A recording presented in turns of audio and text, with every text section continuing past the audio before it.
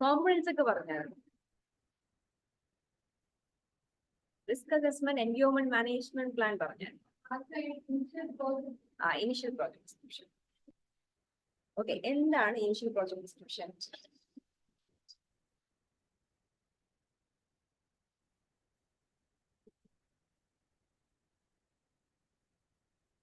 നമ്മൾ എന്തിനാ initial project description എന്തിനാ നമ്മൾ പ്രിപ്പയർ ചെയ്യുന്നത്? What is initial project description പറഞ്ഞായിരുന്നു അതെന്താണ്?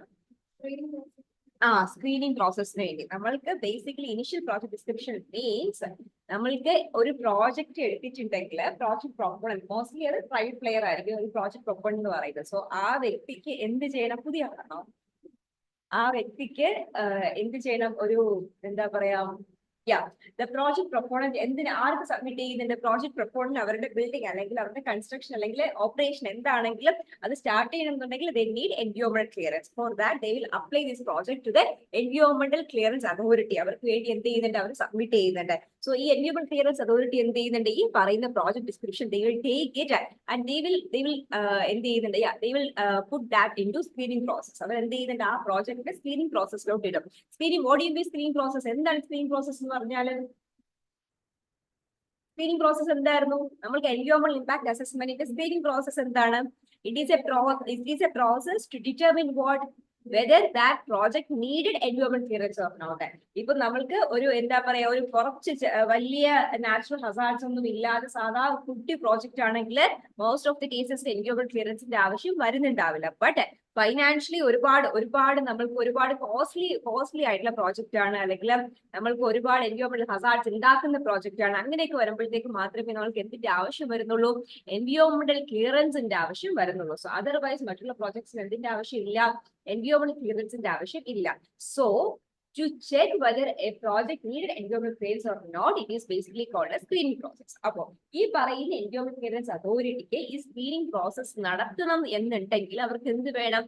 they need some details regarding the project. അപ്പൊ ആ പ്രോജക്റ്റിനെ സ്ക്രീനിങ് പ്രോസസ്സിന് എന്തൊക്കെ ഡീറ്റെയിൽസ് ആണോ വേണ്ടത്, all that details includes in the initial project description. Initial project description എന്ന് വെച്ചിട്ടുണ്ടെങ്കിൽ സ്ക്രീനിങ് പ്രോസസ് ചെയ്യാൻ ഒരു എൻവയോൺമെന്റൽ ക്ലിയറൻസ് അതോറിറ്റിക്ക് എന്തൊക്കെ ഇൻഫർമേഷൻ ആണോ റിഗാർഡിംഗ് ദ പ്രോജക്ട് വേണ്ടിയത് അതെല്ലാമാണ് that all the information together called as എന്തായിരുന്നു? Initial project description. So initial project description ഒരു പ്രോജക്ട് എന്ത് ചെയ്യുന്നുണ്ട്? ഒരു പ്രോജക്ട് പ്രൊപ്പോണന്റ് സബ്മിറ്റ് ചെയ്യുന്നത് ഈ പറയുന്ന ഇനീഷ്യൽ പ്രോജക്ട് ഡിസ്ക്രിപ്ഷൻ വെച്ചിട്ടായിരിക്കും എന്ത് ചെയ്യുക? ഈ പറയുന്ന അതോറിറ്റിക്ക് സബ്മിറ്റ് ചെയ്യുന്നത്. So that is called as initial project description. So what are the components that should be in the initial project description? Initial project description എന്തൊക്കെയാണ് വേണ്ടിയത്? എന്തൊക്കെ ഡീറ്റെയിൽസ് വേണം? ലൊക്കേഷൻ ഡീറ്റെയിൽസ് വേണം. വേറെ എന്തൊക്കെ ഡീറ്റെയിൽസ് വേണം? കോസ്റ്റ് ഡീറ്റെയിൽസ് വേണം. വേറെ എന്തൊക്കെ ഡീറ്റെയിൽസ് വേണം? മേജർ ആയിട്ട് ലൊക്കേഷൻ ആൻഡ് കോസ്റ്റ് ഡീറ്റെയിൽസ്. എവിടെയാണ് നമ്മൾ അവർ ആ പ്രോജക്ട് ഉദ്ദേശിക്കുന്ന ലൊക്കേഷൻ, എത്ര കോസ്റ്റിന്റെ പ്രോജക്റ്റ് ആണ്, that is total budget of the project. അത് രണ്ടും that is main two important points that should be included in the initial project description. Next point is എന്തായിരുന്നു? the key project elements. ഈ key project elements എന്ന് പറയുന്നത് whole the process ആണ്. That means ഇപ്പൊ ഒരു factory ആണ്, ഇപ്പൊ sulphuric acid preparation അല്ലെങ്കിൽ സൾഫ്യൂരിക് ആസിഡ് മാനുഫാക്ചറിങ് എന്താണ് ഒരു ഫാക്ടറി ആണ് എന്നുണ്ടെങ്കിൽ എന്താണ് അവരുടെ റോ മെറ്റീരിയൽസ്? ആ റോ മെറ്റീരിയൽസ് നിന്ന് അവർക്ക് ആവശ്യമുള്ള എലിമെന്റ്സ് എടുക്കേണ്ട പ്രോസസ് എന്താണ്?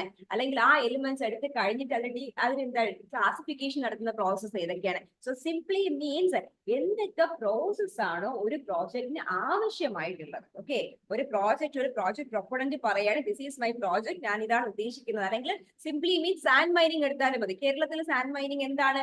കേരളത്തിൽ നമ്മൾക്ക് ഡ്രെഡ്ജിങ് യൂസ് അല്ലെങ്കിൽ ഹെവി മെഷീനറി യൂസ് ചെയ്ത് സാൻഡ് മൈനിങ് ചെയ്യാനുള്ള ഒരു ക്ലിയറൻസ് കിട്ടാറുണ്ട്. സോ നമ്മൾക്ക് സാൻഡ് മൈനിങ്ങിന്റെ പ്രോജക്റ്റ് ആണ് നമ്മൾ project proponent propose ചെയ്യുന്നതെന്നുണ്ടെങ്കിൽ he should അല്ലെങ്കിൽ ആരാണോ ആ പ്രോജക്ട് പ്രൊപ്പോണന്റ് ദേ ഷുഡ് എന്ത് ചെയ്യണം? അവർക്ക് ഏതൊക്കെ പ്രോസസ് ആണ് എന്നുള്ളത് ദേ ഷുഡ് എന്താ പറയാ, നമ്മൾ അണ്ടർലൈൻ ഇട്ട് പറയത്തില്ലേ? സോ ഈ പ്രോസസ് എന്ന് പറഞ്ഞിട്ട് എന്തൊക്കെ പ്രോസസ് ആണ്, എന്തൊക്കെ മെറ്റീരിയൽസ് യൂസ് ചെയ്യുന്നുണ്ട്, എന്തൊക്കെ മെഷീനറി യൂസ് ചെയ്യുന്നുണ്ട്, ഞാൻ ഇന്ന മെഷീനറി യൂസ് ചെയ്ത് ഇന്ന പ്രോസസ് ചെയ്യുന്നു, ഡ്രെഡ്ജിങ് പ്രോസസ്സിന് ഞാൻ ഇന്ന മെഷീൻ യൂസ് ചെയ്യുന്നുണ്ട്, ഡ്രെഡ്ജിങ് പ്രോസസ് കഴിഞ്ഞിട്ട് നമ്മൾ സീവിംഗ് പ്രോസസ്സിന് ഞാൻ ഇന്ന പ്രോസസ് ഡ്രെയിനിങ് പ്രോസസ്സിന് ഇന്ന മെഷീനറി യൂസ് ചെയ്യുന്നുണ്ട്. സോ അങ്ങനെ എന്താ പറയാ സ്റ്റെപ്പ് ബൈ സ്റ്റെപ്പ് ഇൻഡിസ്പെൻസിബിളി എന്തൊക്കെ പ്രോസസ് ആണ് ആ പ്രോജക്റ്റിൽ ഇൻവോൾവ് ആയിട്ടുള്ളത്. That is a third point. That is what you mean the project elements during the pre construction phase, construction phase and operation phase. കൺസ്ട്രക്ഷന് മുന്നേ ഉള്ള ഫേസ്, ദാറ്റ് മീൻസ് കൺസ്ട്രക്ഷൻ ഏതെങ്കിലും ഒരു വലിയ ഫ്ലാറ്റോ അങ്ങനെ കൺസ്ട്രക്ഷൻ ആണെന്നുണ്ടെങ്കിൽ ആ കൺസ്ട്രക്ഷന് മുന്നേ ഉള്ള കാര്യങ്ങൾ എന്തൊക്കെയാണ്, ആക്ടിവിറ്റീസ്. കൺസ്ട്രക്ഷൻ തുടങ്ങുന്നതിന് മുന്നേ നമുക്ക് ഒരുപാട് ഡ്രഡ്ജിങ്ങിന്റെ ഇനിഷ്യേറ്റീവ്സ് വരുന്നുണ്ട്. സോ ആ പ്രോസസ് എന്തൊക്കെയാണ്, അത് കഴിഞ്ഞ് കൺസ്ട്രക്ഷന് വരുന്ന പ്രോസസ് എന്തൊക്കെയാണ്, അത് കഴിഞ്ഞാൽ ഓപ്പറേഷന് വരുന്ന പ്രോസസ് എന്തൊക്കെയാണ്. സോ ഈ പ്രോസസ് എല്ലാം പറയുന്നതാണ്. That's a third point, the activities. Project activities എന്ത് ചെയ്യാം, മെൻഷൻ ചെയ്യാം. ലാസ്റ്റ് പോയിന്റ് എന്തായിരുന്നു, off site activities. That means associated activities. ഇതിലോട്ട് അസോസിയേറ്റ് ചെയ്ത് വരുന്ന ആക്ടിവിറ്റീസ്. ആക്ച്വലി അതിൽ ഓപ്പറേഷൻ ഫേസിൽ വരുന്ന ആക്ടിവിറ്റീസ് എന്തായിരിക്കും, ഈ ആക്ടിവിറ്റീസുമായിട്ട് അസോസിയേറ്റ് ചെയ്ത് വരുന്ന ആക്ടിവിറ്റീസ് എന്തായിരിക്കും. ഈ അസോസിയേഷൻ അല്ലാണ്ട് ഈ പ്രോജക്റ്റില് ഒരു എന്താ പറയാ പമ്പ് ചെയ്ത് കളയുന്ന കാര്യം പറഞ്ഞായിരുന്നു ഞാൻ. ഒരു എന്താ പറയാ എന്തെങ്കിലും ഡ്രഡ്ജിങ്ങോ കാര്യങ്ങളോ വരുമ്പോഴത്തേക്കും അവിടെ എക്സ്ട്രാ വാട്ടർ വരുവാണെങ്കിൽ നമ്മൾക്ക് എന്ത് ചെയ്യണം, പമ്പ് ചെയ്ത് കളയണം. അല്ലെങ്കിൽ നമ്മൾക്ക് ഡ്രഡ്ജിങ് വരുവാണ്, ഡ്രഡ്ജിങ് കളയുമ്പോഴത്തേക്കും that is the process in the project പ്രോസസ്സിൽ വരുന്ന കാര്യം. ഒരു എക്സാമ്പിൾ ആട്ടോ, ഒരു കൺസ്ട്രക്ഷൻ ഫേസിൽ നമുക്ക് ഡ്രഡ്ജിങ് എന്നൊരു പ്രോസസ് ഉണ്ട് എന്നുണ്ടെങ്കിൽ നമ്മൾക്ക് അത് that is the project activity ആണ്. The dredging process is the project activity. ഈ ഡ്രഡ്ജ് ചെയ്ത് കളയുമ്പോഴത്തേക്ക് നമുക്ക് എക്സ്ട്രാ വാട്ടർ എന്ത് ചെയ്യണം, എക്സ്ട്രാ വാട്ടർ നമുക്ക് അണ്ടർഗ്രൗണ്ടിൽ നിന്ന് വരുവാണെന്നുണ്ടെങ്കിൽ ഈ വാട്ടർ നമുക്ക് എന്ത് ചെയ്ത് കളയേണ്ടി വരും, പമ്പ് ചെയ്ത് കളയേണ്ടി വരും. So that is called as associated activity. ഈ ഒരു പ്രോജക്റ്റുമായിട്ട് നമുക്ക് അസോസിയേറ്റ് ചെയ്ത് വരുന്ന activity we can call them as an associated activity. ഈ രണ്ട് ആക്ടിവിറ്റീസും അല്ലാണ്ട് നമുക്ക് എന്ത് ചെയ്യാം, ഇനി വരാൻ സാധ്യതയുള്ള expected associate activities in case ചില സീസൺ മാറി വരുമ്പോഴത്തേക്കും നമ്മൾക്ക് എക്സ്പെക്ട് ചെയ്യാൻ പറ്റുന്ന അസോസിയേറ്റ് ആക്ടിവിറ്റീസ് ഉണ്ടായിരിക്കും. സോ ദാറ്റ് മീൻസ് നമ്മൾക്ക് ഇമാജിൻ ചെയ്യാൻ പറ്റുന്ന എല്ലാ ആക്ടിവിറ്റീസും ഇൻക്ലൂഡ് ചെയ്യണം. So these are all the major things that should be included in the initial project description. That is all about initial project description. So there are some siting criteria. That is important. Siting criteria പറഞ്ഞാലോ, siting criteria by Ministry of Environment and Forest. Siting criteria എന്ന് വെച്ചിട്ടുണ്ടെങ്കിൽ നമ്മൾക്ക് ഈ പറയുന്ന എല്ലാ പ്രോസസ്സും involve ആയിരിക്കണം. ഇത് പോയിട്ട് നമുക്ക് കുറച്ച് criterias as per the ministry of environment forest എന്ത് ചെയ്തിട്ട് നോട്ടിഫിക്കേഷൻ വഴി അവര് പബ്ലിഷ് ചെയ്തിട്ടുണ്ട്. ആ ക്രൈറ്റീരിയാസ് എന്താണെന്ന് നോക്കാം. So first point is that agricultural land and forest they should not be converted into an industrial site. നമ്മൾ ഏതെങ്കിലും ഒരു ഇൻഡസ്ട്രിക്ക് വേണ്ടി പ്രപ്പോസ് ചെയ്യുന്ന പ്രോജക്റ്റ് ആണെന്നുണ്ടെങ്കിൽ that project should not be in the agricultural area or a forest area. Forest ഏരിയയോ agriculture ഏരിയയോ clear ചെയ്തിട്ട് ആ ഒരു ഇൻഡസ്ട്രി അവിടെ അവിടെ മാക്സിമം എന്ത് ചെയ്യാൻ പാടില്ല, ബാൻ ചെയ്തിട്ടില്ല, അങ്ങനെ വരാനേ പാടില്ല എന്ന് പറഞ്ഞിട്ടില്ല. ബട്ട് മാക്സിമം എന്ത് ചെയ്യുക, അങ്ങനെയുള്ള ഏരിയാസ് കൺവേർട്ട് ചെയ്യാതിരിക്കുക. That is A first criteria. Agricultural ലാൻഡോ അല്ലെങ്കിൽ ഫോറസ്റ്റ് ലാൻഡ്, 2 ലാൻഡ്സ് പറഞ്ഞിട്ടുണ്ട്, agricultural or forest land. Maximum എന്ത് ചെയ്യാതിരിക്കുക, നമ്മളുടെ പ്രോജക്ട് ആക്ടിവിറ്റീസ് അല്ലെങ്കിൽ ഒരു ഇൻഡസ്ട്രിയൽ സൈറ്റ് ആയിട്ട് കൺവേർട്ട് ചെയ്യാതിരിക്കുക. ദ തിങ് ഈസ് എന്ത് ചെയ്തിട്ടില്ല, അത് ബാൻ ചെയ്തിട്ടില്ല, അങ്ങനെ ചെയ്യാൻ പാടില്ല എന്ന് പറഞ്ഞിട്ടില്ല. മാക്സിമം എന്ത് ചെയ്യാൻ പാടില്ല, മാക്സിമം നിങ്ങൾ നോക്കുക ഇൻഡസ്ട്രിയൽ സൈറ്റിലോട്ട് എന്ത് ചെയ്യാൻ പാടില്ല, അത് കൺവേർട്ട് ചെയ്യാതിരിക്കാൻ മാക്സിമം നോക്കുക. ഓക്കെ, അപ്പൊ ക്വസ്റ്റ്യൻ ഷുഡ് ബി ലൈക്ക് എന്താ പറയാ, നിങ്ങൾക്ക് ബാൻഡ് ആണെന്നൊരു പോയിന്റ് എപ്പോഴും ഓർക്കാതിരിക്കുക. ബാൻഡ് അല്ല, ഒരുപാട് അതിന്റെ ഇത് എന്താണ് ക്ലിയറൻസ് കൊടുക്കുന്നുണ്ട്. ബട്ട് മാക്സിമം എന്ത് ചെയ്യാതിരിക്കുക, കൺവേർട്ട് ചെയ്യാതിരിക്കുക. That is the thing that government criteria. Second point is land required. അത് നമ്മൾ ഈ ഒരു പ്രോജക്ട് സൈറ്റ് അല്ലെങ്കിൽ ഇൻഡസ്ട്രിയൽ സൈറ്റിന് വേണ്ടി നമ്മൾ അക്വയർ ചെയ്യുന്ന ലാൻഡ് ഏറ്റവും മിനിമം ആയിരിക്കും. ഏറ്റവും മിനിമം ലാൻഡ് ആയിരിക്കണം എന്ത് ചെയ്യുക, അക്വയർ ചെയ്യുക. ദാറ്റ് മീൻസ് നമ്മൾക്ക് എത്ര ലാൻഡ് എന്തൊക്കെ ആവശ്യത്തിന് വേണ്ടി വരുന്നുണ്ടെന്ന് കറക്റ്റ് ആയിട്ട് ഡിമാർക്കേറ്റ് ചെയ്യുമ്പോഴത്തേക്ക് നമുക്ക് എത്ര ഏക്കേഴ്സ് ആണ് വേണ്ടതെന്ന് കറക്റ്റ് ആയിട്ട് കിട്ടുന്നുണ്ട്.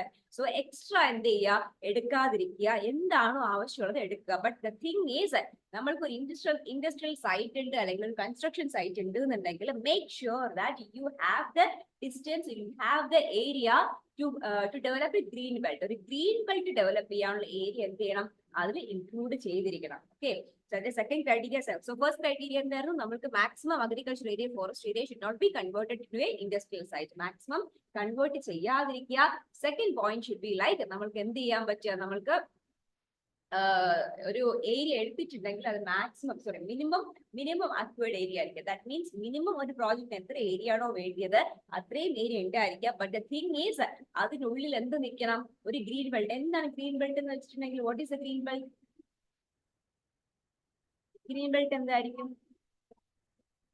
ബഫർ പോലെ എന്ത് ചെയ്യണം, കറക്റ്റ് നമ്മൾ തന്നെ ഒരു ഫോറസ്റ്റ് പോലെ എന്ത് ചെയ്യുക, നമ്മളെ എടുക്കുക, നമ്മളെ അഫോറസ്റ്റേഷൻ പ്രോസസ്സ് വഴി നമ്മളൊരു ഫോറസ്റ്റ് ഡെവലപ്പ് ചെയ്തെടുക്കുന്നതിന് ഒരു പ്രോസസ്സിനെയാണ് എന്ത് ചെയ്യുക, ഡെവലപ്പിംഗ് എ ഗ്രീൻ ബെൽറ്റ് എന്ന് പറയുന്നത്. സോ നമുക്ക് ഏത് ലാൻഡ് അക്വയർ ചെയ്ത് എടുത്തിട്ടുണ്ടെങ്കിലും അതിന് ചുറ്റിലും ഒരു ഗ്രീൻ ബെൽറ്റിനുള്ള ഏരിയ എന്ത് ചെയ്യുക, ഇടുക. That is second point. Third point is അതിന്റെ ഉള്ളിൽ തന്നെ നമുക്ക് ഏതൊരു ഇൻഡസ്ട്രിയൽ സൈറ്റ് ആണെങ്കിലും കൺസ്ട്രക്ഷൻ സൈറ്റ് ആണെങ്കിലും എന്ത് സൈറ്റ് ആണെങ്കിലും നമുക്ക് അതിന്റെ ഉള്ളിൽ എന്ത് വരുന്നുണ്ട്, സോളിഡ് വേസ്റ്റ് ഡിസ്പോസൽ വരുന്നുണ്ട്. സോ സോളിഡ് വേസ്റ്റ് പുറത്തോട്ട് പോവാതെ അതിന്റെ ഉള്ളിൽ തന്നെ സോളിഡ് വേസ്റ്റ് ഡിസ്പോസൽ സിസ്റ്റം ഉണ്ടായിരിക്കുക. That's a third point. And fourth point, landscape affect ചെയ്യാതിരിക്കുക. ലാൻഡ്സ്കേപ്പ് അഫക്ട് ചെയ്യാതിരിക്കുക എന്ന് വെച്ചിട്ടുണ്ടെങ്കിൽ it should not be affecting the landscape. That means if the landscape is in the type of a valley, ഒരു Valley landscape ആണെന്നിരിക്കട്ടെ, നമുക്ക് Valley landscape എന്ന് പറയുമ്പോൾ മൗണ്ടനിയസ് area ആയിരിക്കും വരുന്നത്. ഈ വാലി ലാൻഡ്സ്കേപ്പിൽ നമ്മൾക്ക് ഒരുപാട് ഹൈറ്റിലെ സ്ട്രക്ചേഴ്സ് ബിൽഡ് ചെയ്താല്, നമ്മൾക്ക് ഒരു എക്സാമ്പിൾ ആട്ടോ, നമുക്ക് പോയിന്റ് നമ്മളുടെ ഗവൺമെന്റ് പാർക്കുള്ള പോയിന്റ് എന്ന് പറഞ്ഞാല് it should not be effecting the landscape. ലാൻഡ്സ്കേപ്പിന് എന്ത് ചെയ്യാൻ പാടില്ല, അഫക്ട് ചെയ്യാൻ പാടില്ല. That is the point. ഇനി എന്തുകൊണ്ട് അത് പറയുന്നു, അതിന്റെ ഒരു എക്സാമ്പിൾ പറഞ്ഞാല്, നമ്മള് ഒരു മൗണ്ടെയിൻ ഏരിയയിൽ നമ്മൾ ഒരുപാട് ഹൈറ്റിൽ ഒരു കൺസ്ട്രക്ഷൻ അല്ലെങ്കിൽ ഒരു ബിൽഡിംഗ് എന്ത് ചെയ്യാൻ കൺസ്ട്രക്ട് ചെയ്യുവാണെന്നുണ്ടെങ്കിൽ എന്ത് ചെയ്യും, നമ്മൾക്ക് ഒരു വാലി സൈഡിലാകുമ്പോഴത്തേക്ക് വിൻഡ് ഡയറക്ഷൻ എങ്ങോട്ടായിരിക്കും, ഡൗൺ ദ വാലി ആയിരിക്കും, അപ്പ് ദ വാലി ആയിരിക്കും, മോസ്റ്റ്ലി ഡൗൺ ദ വാലി ആയിരിക്കും. നമ്മൾക്ക് ഓറോഗ്രാഫിക് ഒക്കെ വരുന്നത് നമുക്ക് വിൻഡ് പോകുന്നതായിരിക്കില്ല, എയർ പയ്യെ കൺവെക്ഷൻ വഴി പോകുന്നതാണ് എന്ത് ചെയ്യുക, ഓറോഗ്രാഫിക് റെയിൻ എന്ന് പറയുന്നത്. പക്ഷെ വിൻഡ് ഡിറക്ഷൻ എന്ന് പറയുന്നത് ജനറലി ഡൗൺ ദ സ്ലോപ്സ് ആയിരിക്കും വിൻഡ് ഡിറക്ഷൻ എന്ന് പറയുന്നത്. സോ നമ്മൾക്ക് ഈ പറയുന്ന ഹൈറ്റിലുള്ള ബിൽഡിംഗ് സ്ട്രക്ചേഴ്സ് വരുവാണെങ്കിൽ എന്ത് സംഭവിക്കും, നമ്മളുടെ വിൻഡിന് എന്ത് ചെയ്യുന്നുണ്ട്, നമ്മളുടെ വിൻഡ് ബ്ലോ ചെയ്യുന്ന ആ വിൻഡിന് എന്ത് ചെയ്യുന്നത്, അത് ഒബ്സ്ട്രക്ട് ചെയ്യുന്നുണ്ട്. സോ വിൻഡിന് ആക്ച്വലി എന്ത് ചെയ്യാൻ പറ്റില്ല, അവരുടെ നോർമൽ ആയിട്ടുള്ള പോകുന്ന രീതിയിൽ എന്ത് ചെയ്യാൻ പറ്റില്ല, അത് പോകാൻ പറ്റില്ല. So because of that what will happen, അവരുടെ ആ ഒരു റീജിയണൽ ക്ലൈമറ്റിൽ എന്ത് സംഭവിക്കുന്നുണ്ട്, ഡിഫറൻസസ് വരും. So regional climate will be affected. That is one such example. ഇതൊരു എക്സാമ്പിൾ മാത്രമാണ്. അതുപോലെ എല്ലാ ലാൻഡ്സ്കേപ്സും നമ്മൾക്ക് റോക്കി സ്ട്രക്ചർ ആണെന്നുണ്ടെങ്കിൽ നമുക്ക് റോക്കി സ്ട്രക്ചറിൽ ആ സ്ട്രക്ചറിൽ എന്ത് ചെയ്യാൻ പാടില്ല, ഒരുപാട് സെഡിമെന്റ് അല്ലെങ്കിൽ ഇറോഷൻ ഉണ്ടാക്കുന്ന രീതിയിലുള്ള കൺസ്ട്രക്ഷൻസ് വെക്കാൻ പാടില്ല. സോ അങ്ങനെയുള്ള കുറെ കാര്യങ്ങൾ വരുമ്പോഴത്തേക്കും that simply means you should not construct anything which is affecting the landscape. ലാൻഡ്സ്കേപ്പിന് എഫക്ട് ചെയ്യുന്ന ഒരു പ്രോജക്റ്റും എന്ത് ചെയ്യാൻ പറ്റില്ല, വരാൻ പാടില്ല. So that is fourth point. And last point is must provide space of phytographic barrier in the cross-run township. ടൗൺഷിപ്പിന്റെ കേസാണ്. സം പ്രോജക്ട്സ് എന്ന് പറയുമ്പോഴത്തേക്കും ടൗൺഷിപ്പ് വരുന്നത്, അല്ലെങ്കിൽ നമ്മൾക്ക് കുറച്ച് റൂറൽ ഏരിയാസിൽ വരുമ്പോഴത്തേക്കും ടൗൺഷിപ്പ് പ്രോജക്ട്സ് ഉണ്ടായിരിക്കും. ടൗൺഷിപ്പ് അറിയാലോ അല്ലെ, അർബൻ ഏരിയ പോലെ ആയിരിക്കില്ല, ബട്ട് എന്തല്ല, റൂറൽ ഏരിയയിലും കുറച്ചും കൂടെ അപ്ഗ്രേഡേഷൻ ഉണ്ടായിരിക്കും. That is township area. So ഈ ടൗൺഷിപ്പ് ഏരിയ വരുമ്പോഴത്തേക്കും വാട്ട് ഹാപ്പൻസ്, നമ്മൾക്ക് അവിടെ ഒരുപാട് എന്ത് സംഭവിക്കുന്ന ഡീഫോറസ്റ്റേഷൻ വരുന്നുണ്ട്. സോ ഡീഫോറസ്റ്റേഷൻ വരുമ്പോഴത്തേക്കും നമുക്കൊരു ഫൈറ്റോഗ്രാഫിക്, ദാറ്റ് മീൻസ് ഈ പറഞ്ഞ ടൗൺഷിപ്പിനും പ്രോജക്റ്റിനും ഇടയ്ക്ക് ഒരു ഗ്രീൻ ബെൽറ്റ് പോലെ തന്നെയാണ് we should be providing phytographic positions. So that is 5 major points that is siting criteria of ministry of environment and forest. First point എന്തായിരുന്നു, ഓർക്കുന്നുണ്ടോ? എല്ലാവരും ഡൗൺ ആയിരിക്കുമല്ലോ. അഗ്രികൾച്ചർ ലാൻഡ് ഫോറസ്റ്റ് ലാൻഡ് എന്ത് ചെയ്യാൻ പാടില്ല, കൺവേർട്ട് ചെയ്യാൻ പാടില്ല. സോ ബാൻ ചെയ്തിട്ടുണ്ടോ, it is not banned, but maximum എന്ത് ചെയ്യാൻ പാടില്ല, കൺവേർട്ട് ചെയ്യാതിരിക്കാൻ ട്രൈ ചെയ്യുക. So second point is acquiring agricultural land minimum ആയിരിക്കണം, but it should provide what a green belt also. ഒരു green belt കൂടെ എന്തായിരിക്കണം, അതിന്റെ ഉള്ളിൽ നിൽക്കണം. നമ്മൾ എത്ര ലാൻഡ് ആണ് അക്വയർ ചെയ്തിട്ടുള്ളത്, that should be minimum for the project, plus it needs a green belt area also. And third point is they should have solid waste disposal system. ആ ഒരു ഏരിയയിൽ ഉണ്ടാകുന്ന സോളിഡ് വേസ്റ്റ് ഡിസ്പോസ് ചെയ്യാനുള്ള disposal system എന്തായിരിക്കണം ഉണ്ടായിരിക്കും. Fourth point is it should not be affecting the landscape of that area. ലാൻഡ്സ്കേപ്പിന് എന്ത് ചെയ്യാൻ പാടില്ല, അഫക്ട് ചെയ്യാൻ പാടില്ല. ലാസ്റ്റ് പോയിന്റ് എന്തായിരുന്നു, it should provide a division between this township and project, providing a green belt or otherwise called as a phytographic barrier. So these are the 5 major points of Ministry of Environment Citing criteria. ഈ 5 citing criteria എഴുതിക്കേ. നമ്മൾക്ക് ഇന്നത്തോടു കൂടി ഇത് കഴിയൂട്ടോ. Environment അല്ല, എൻവയോൺമെന്റിന്റെ എന്താ പറയാ concept ഇതോടുകൂടി നമ്മൾക്ക് ഇനി നെക്സ്റ്റ് ക്ലാസ് മുതൽക്ക് നമുക്ക് ക്ലൈമറ്റും എന്താ പറയാ ക്ലൈമറ്റ് അസോസിയേഷൻസും കാര്യങ്ങളും ഒക്കെയാണ്. അപ്പൊ അത് നമുക്ക് പെട്ടെന്ന് സ്ലൈഡ് വെച്ച് പോവാല്ലോ, നോട്ട്സ് വേണ്ടല്ലോ. നമ്മൾക്കത് കോൺസെപ്റ്റ് എന്ന് പറയുമ്പോൾ കോൺസെപ്റ്റ് എന്ത് ചെയ്യാ, കുറച്ച് കോൺസെപ്റ്റ് പഠിക്കുക. അത് ഇന്നത്തെ ക്ലാസ്സോടുകൂടി കോൺസെപ്റ്റ് കഴിയും. അപ്പൊ നെക്സ്റ്റ് ക്ലാസ് മുതൽ നമുക്ക് പെട്ടെന്ന് ക്ലൈമറ്റും ക്ലൈമറ്റ് അസോസിയേഷൻസ് UNFCC അങ്ങനെ കുറച്ച് കാര്യങ്ങളുണ്ടാവും. അത് പെട്ടെന്ന് ഒന്ന് ഓടിച്ചു പോവാം. അത് ഇമ്പോർട്ടന്റ് ആണ്. നിങ്ങൾക്ക് കൂടുതലും അതിന് ക്വസ്റ്റ്യൻസ് വരുന്നത് കറണ്ട് അഫയേഴ്സ് ബേസ് ആയിരിക്കും. നമ്മൾക്ക് എന്താ പറയാ, ഒരു അസോസിയേഷൻ എടുത്തിട്ടുണ്ടെങ്കിൽ ഇപ്പൊ ഒരു എക്സാമ്പിൾ പറയാൻ UNFCCC, United Nations framework four climate change, convention four climate change എന്ന് പറയുമ്പോഴത്തേക്കും അതൊരു അസോസിയേഷൻ ആണ്. അപ്പൊ ഈ അസോസിയേഷൻ എന്താണ്, ഈ അസോസിയേഷൻ ബേസിക്കലി എപ്പോഴാണ് അത് ഒറിജിനേറ്റ് ചെയ്തത്, അല്ലെങ്കിൽ അതിന്റെ മോട്ടോ എന്താണ്, അതിന്റെ ബേസിക് അതിന് ഫ്രം ദ ഇപ്പൊ 1982 സ്റ്റാർട്ട് ചെയ്തിട്ടുണ്ടെങ്കിൽ 1982 to 2024 വരുമ്പോഴത്തേക്കും മേജർ എന്തൊക്കെയാണ്, മേജർ ഇനിഷ്യേറ്റീവ്സ് എന്തൊക്കെയാണ്, അത് മാത്രമായിരിക്കും നമ്മൾ പറഞ്ഞു പോകുന്നുണ്ടാവുക. ബട്ട് നിങ്ങൾ അതിൽ കവർ ചെയ്യേണ്ടത് റീസെന്റ് ആയിട്ട് വരുന്ന കറണ്ട് അഫയേഴ്സ് എന്ത് ചെയ്യുക, നിങ്ങൾ അതുമായിട്ട് റിലേറ്റ് ചെയ്ത് എന്ത് ചെയ്യുക, കവർ ചെയ്യുക. സോ അതിൽ നിന്ന് ഒരുപാട് ക്വസ്റ്റ്യൻസ് വരാം. That is why I'm saying നമ്മൾക്ക് അല്ലാതെ എൻവയോൺമെന്റിന്റെ എന്താ പറയാ കോൺസെപ്റ്റ് ബേസ്ഡ് ക്വസ്റ്റ്യൻസ് ഓൾറെഡി വരുന്നുണ്ട്.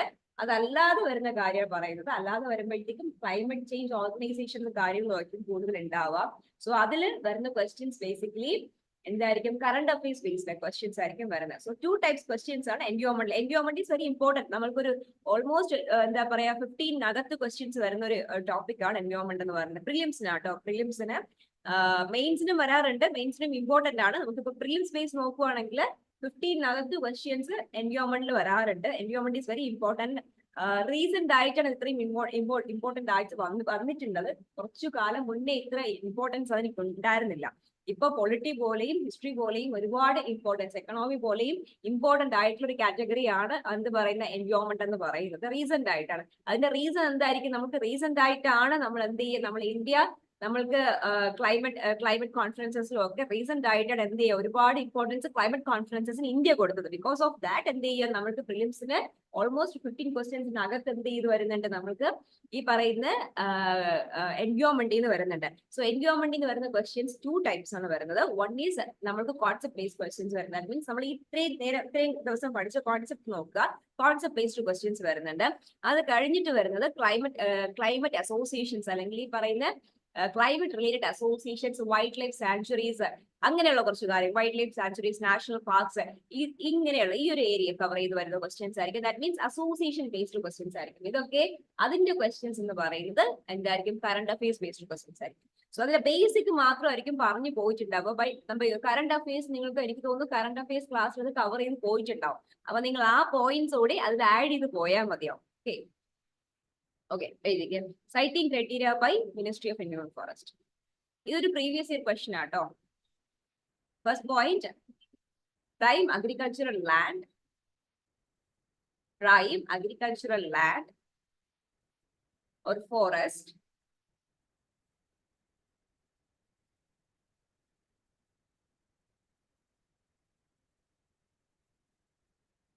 agricultural land, prime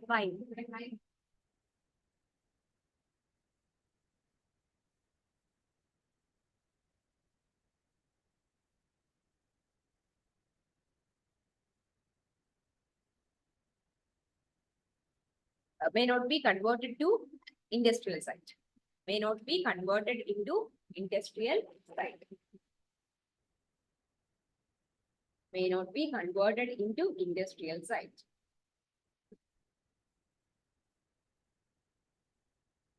Second point, land acquired should be minimum. Land acquired should be minimum.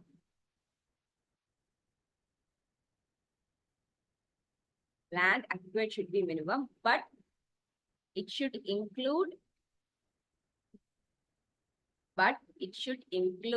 a green belt. Third point, space should be provided.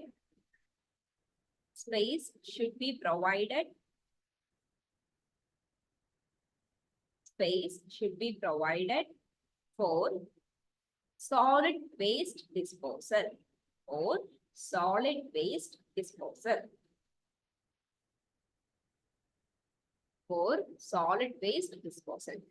Fourth point, the project should not be affecting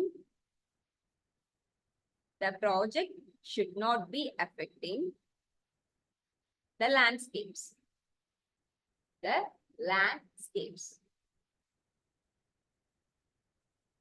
Last point, project should provide the space for the project should provide the space for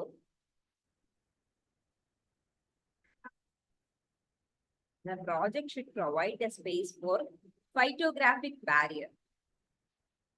Phytographic barrier between the project and township. Between the project and township.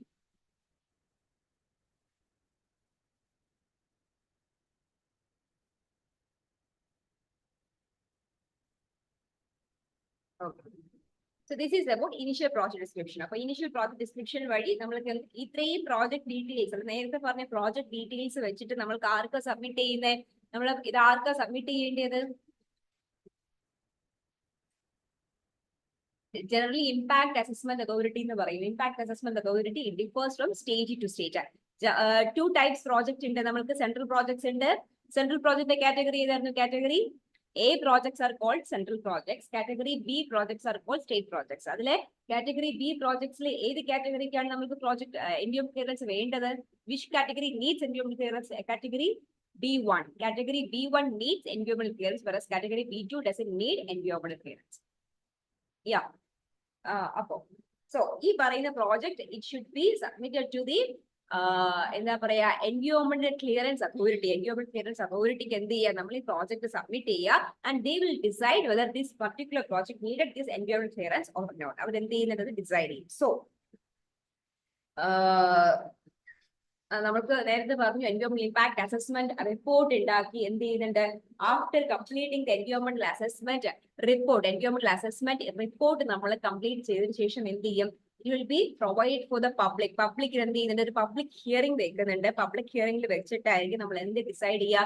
പബ്ലിക്കിന്റെ ഒപ്പീനിയനും കൂടെ collect ചെയ്തതിനു ശേഷമായിരിക്കും നമ്മൾ എന്ത് prepare ചെയ്യുക? എൻവയോൺമെന്റൽ management plan prepare ചെയ്യുക. So for that we need public hearing process. So ഈ public hearing process it is a long process ആണ്. So ആ പ്രോസസ് എന്താന്ന് നോക്കാം. എന്താ പറയാ? The process is നമ്മൾക്ക് general all the states impact assessment authority is same as that of state pollution control board authority. Okay, most of the states ആണ് നമ്മൾക്ക് ഇന്ത്യയിലുള്ള most of the states ഈ പറയുന്ന impact assessment authority, environmental impact assessment authority which will be equal to state pollution control board. State pollution control boardലായിരിക്കും most of ഇത് എന്ത് ചെയ്യുക? നമ്മൾ submit ചെയ്യുന്നത്. ഈ pollution control board എങ്ങനെയാ എന്താ പബ്ലിക് ഹിയറിംഗ് ഒരിക്കൽ പറഞ്ഞു എന്ന് തോന്നുന്നു. ഓർക്കുന്നുണ്ടോ? പബ്ലിക് ഹിയറിംഗിന്റെ സ്റ്റെപ്സ് എങ്ങനെയായിരുന്നു ഓർക്കുന്നുണ്ടോ? പത്രത്തിൽ കൊടുക്കും. നമ്മൾ ന്യൂസ് പേപ്പേഴ്സ് ആ ലൊക്കാലിറ്റിയിലുള്ള ന്യൂസ് പേപ്പർ 1 to 2 ന്യൂസ് പേപ്പേഴ്സിൽ എന്ത് ചെയ്യുക? ആ ഒരു ന്യൂസ് അല്ലെങ്കിൽ ആഡ് കൊടുക്കുക. ഈ ആഡിൽ 1 should be in the vernacular news paper. ഒരു ന്യൂസ് പേപ്പർ എന്ന് പറയുന്നത് ആ ഏരിയയിലെ ലാംഗ്വേജ് ഏതാണോ ആ ലാംഗ്വേജ്, മലയാളം ആണെങ്കിൽ മലയാളം, തമിഴാണെങ്കിൽ തമിഴ്. സോ അങ്ങനെ ഏതാണോ വെർനാക്കുലർ ലാംഗ്വേജ് ആയിട്ട് വരുന്നത് ആ ലാംഗ്വേജിൽ എന്ത് ചെയ്യുക? ഒരു ന്യൂസ് പേപ്പറിൽ കൂടെ സബ്മിറ്റ് ചെയ്യാം. ന്യൂസ് പേപ്പർ സബ്മിറ്റ് ചെയ്യുമ്പോൾ എന്തൊക്കെ ഡീറ്റെയിൽസ് വേണം? ആ പ്രോജക്റ്റ് പബ്ലിക് ഹിയറിംഗ് നടക്കുന്ന പ്ലേസ് എവിടെയാണ്, ഡേറ്റ് എവിടെയാണ്, ടൈം എപ്പോഴാണ്, ഈ 3 ഡീറ്റെയിൽസും എന്തായിരിക്കാം വേണ്ട. സോ ഈ 3 ഡീറ്റെയിൽസ് വെച്ചിട്ട് എന്ത് ചെയ്യുക? ആഡ് കൊടുക്കുക. ആഡ് കൊടുത്തതിന് ശേഷം അന്നത്തെ കാര്യം എങ്ങനെയാണ്? ഇനി നമ്മൾക്ക് എല്ലാവർക്കും വരാൻ പറ്റുമോ? അങ്ങനെ വരാൻ പറ്റത്തില്ല. നമ്മൾക്കൊരു പബ്ലിക് ഹിയറിംഗ് ന്യൂസ് പേപ്പറിൽ ഒരു ആഡ് കൊടുത്തു. ദിസ് പ്രോജക്ട് ഈസ് എന്താ പറയാ വരാൻ പോണ കമ്മിങ് ഓൺ ദിസ് ലാൻഡ് അല്ലെങ്കിൽ ഏരിയ ലൊക്കേഷൻ കൊടുക്കുക. ഒരു ഡീറ്റെയിൽസ് കൊടുക്കേണ്ട കാര്യമില്ല.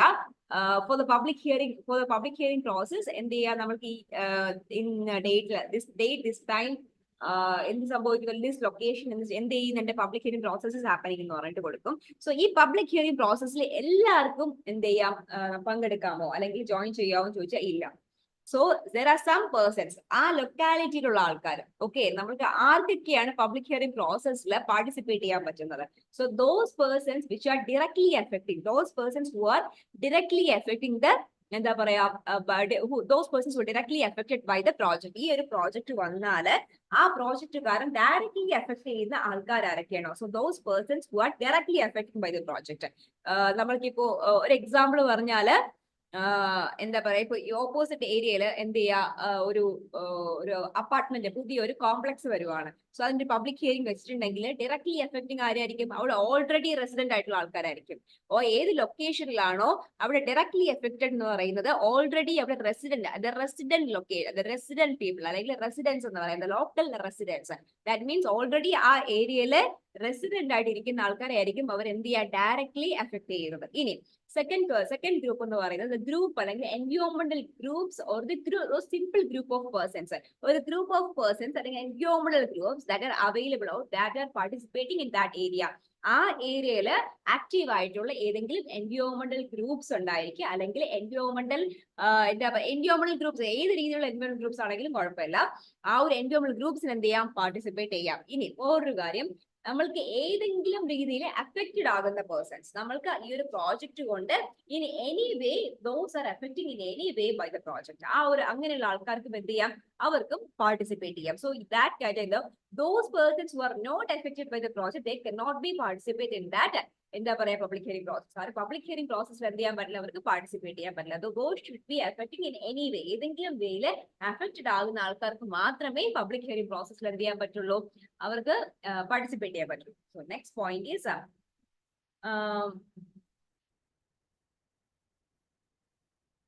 പബ്ലിക് ഹിയറിംഗ് പ്രോസസ്സിൽ ഈ ഡയറക്ട്ലി എഫക്റ്റഡ് ആകുന്ന ആൾക്കാർക്ക് എന്ത് ചെയ്യാൻ പറ്റും, അവർക്ക് ഒരു ദാറ്റ് മീൻസ് ഈ പറഞ്ഞ റെസിഡൻസ് ഇൻഡയറക്ട്ലി എഫക്റ്റിംഗ് അല്ല, ഡയറക്ട്ലി എഫക്ട് ചെയ്യുന്ന ആൾക്കാര് അവർക്ക് വേണം എന്ന് പറഞ്ഞാൽ ദാറ്റ് മീൻസ് അവർക്ക് ഈ പറയുന്ന പബ്ലിക്കിന് എന്ത് ഇതല്ല നമ്മൾക്ക് പ്രൊഡ്യൂസ് ചെയ്യില്ല, ഈ പറയുന്ന എൻവയോൺമെന്റൽ ഇമ്പാക്ട് അസസ്മെന്റ് റിപ്പോർട്ട് എന്ത് ചെയ്യില്ല, പ്രൊഡ്യൂസ് ചെയ്യില്ല.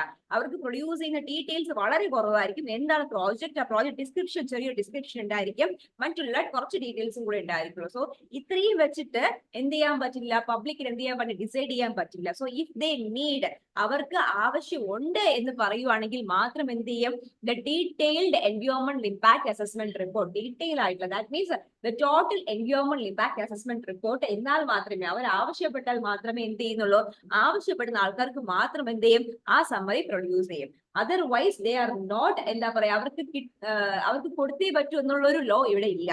Okay, if they need they should എന്താ പറയാ, ദേ ഷുഡ് എക്സ്ട്രാ എന്ത് ചെയ്യണം, നമ്മൾക്ക് വേണം എന്ന് അവർ ആവശ്യപ്പെട്ടാൽ മാത്രം they will be providing this environmental impact assessment report detailed report എന്ത് ചെയ്യുന്നുണ്ട്, പ്രൊവൈഡ് ചെയ്യുന്നുണ്ട്. So this is the total about public hearing process. ഇനി ഈ പറയുന്ന പബ്ലിക് ഹിയറിംഗ്, പബ്ലിക്കിന്റെ ആവശ്യങ്ങൾ, പബ്ലിക്കിന് എന്തൊക്കെയാണ് പറയാനുള്ളത്, അവരുടെ കോമന്റ്സ് എന്തൊക്കെയാണ്, അവരുടെ ക്വസ്റ്റ്യൻസ് എന്തൊക്കെയാണ്, ഇതിലൊക്കെ ആൻസർ ചെയ്യാനായിട്ട് എന്ത് ചെയ്യുന്നുണ്ട്, പബ്ലിക് ഹിയറിംഗ് കമ്മിറ്റിയാണ് അവർ വെക്കുന്നത്. ദാറ്റ് മീൻസ് പബ്ലിക്കിന് വരുമ്പോൾ അത് കേൾക്കാനായിട്ട് ഒരു കമ്മിറ്റി വെക്കുന്നുണ്ട്. സോ ആ കമ്മിറ്റിയിൽ വരുന്ന ആൾക്കാർ ഏതൊക്കെയാണ്, so those committee should include, that means A panel ഉണ്ടായിരിക്കും, ഒരു പബ്ലിക് ഹിയറിംഗ് കമ്മിറ്റി പാനൽ ഉണ്ടായിരിക്കും. പാനൽ കമ്പോസിഷൻ, പാനൽ ആരൊക്കെ ഉണ്ടായിരിക്കാം, നമ്മൾക്ക് ഈ പറയുന്ന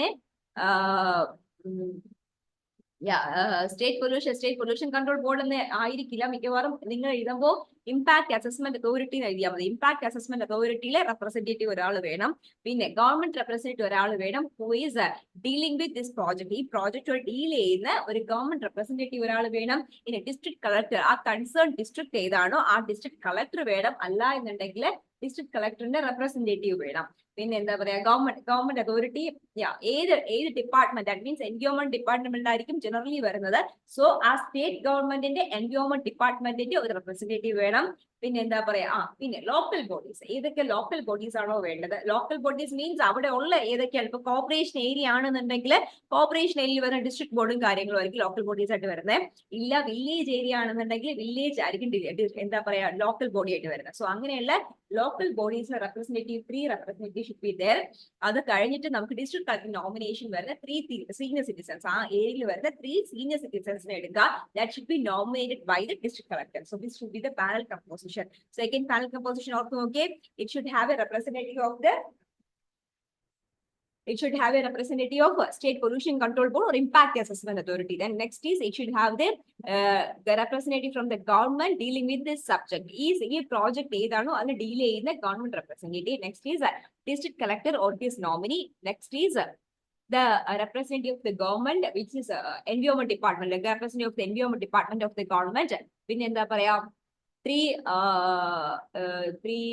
three persons which are nominated from the local bodies and 3 senior citizens which should be nominated by the district collector. This should be the panel composition. Clear? So that is all about the public hearing process.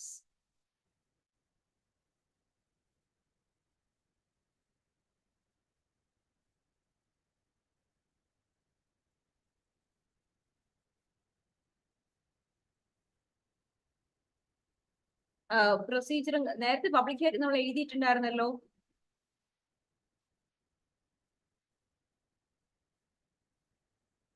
Steps എഴുതിയിട്ടുണ്ടായിരിക്കണം. എന്നാ ഇതിലെ panel composition മാത്രം എഴുതിയാൽ മതി.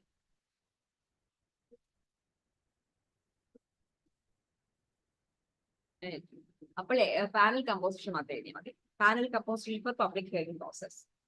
The panel composition for public hearing process.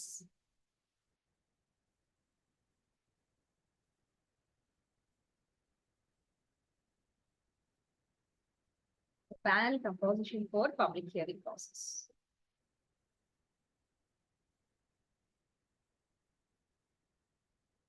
First point, representative of State Pollution Control Board or Impact Assessment Authority. Representative of State Pollution Control Board or Impact Assessment Authority.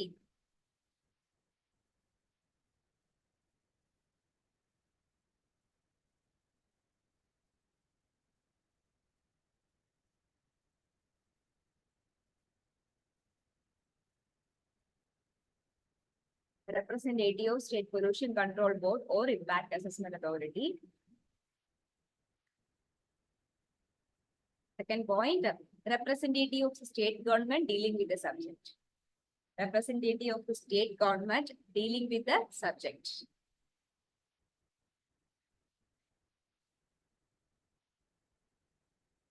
Next is district collector and his nominee. District collector and his nominee.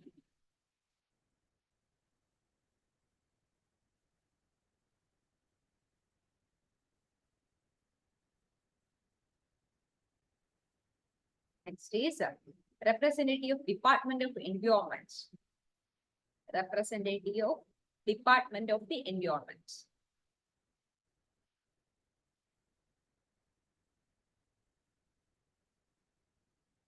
Three representatives from the local body. Three representatives from the local body.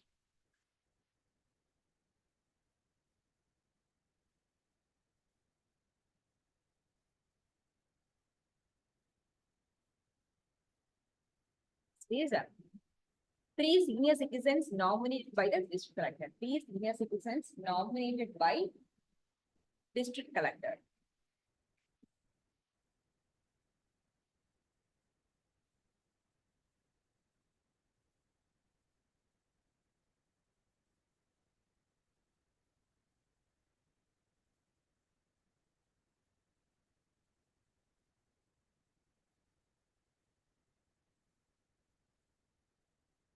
Next is called as Environmental Supplement Plan.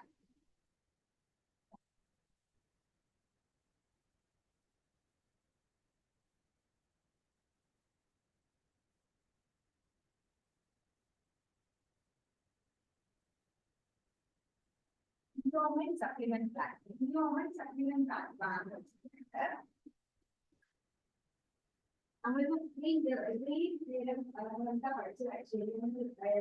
Impact assessment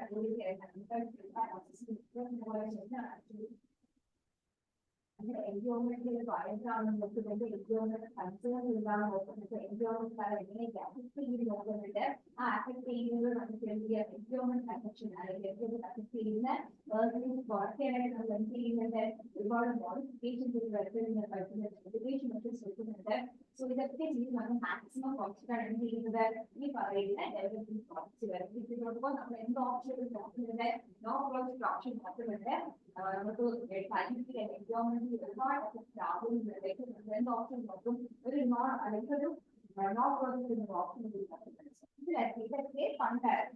so maximum actually problems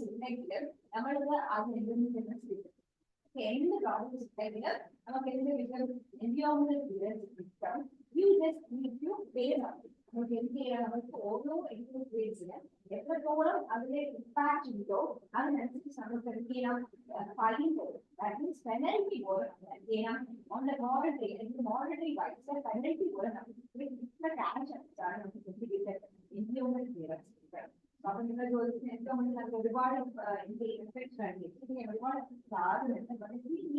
they are saying like sustainability ആണ് എത്രത്തോളം impact ഉണ്ടോ അതിനനുസരിച്ച് കൊടുക്കേണ്ട cash എന്ത് ചെയ്യുന്നുണ്ട് ഒരുപാട് increase ചെയ്യും.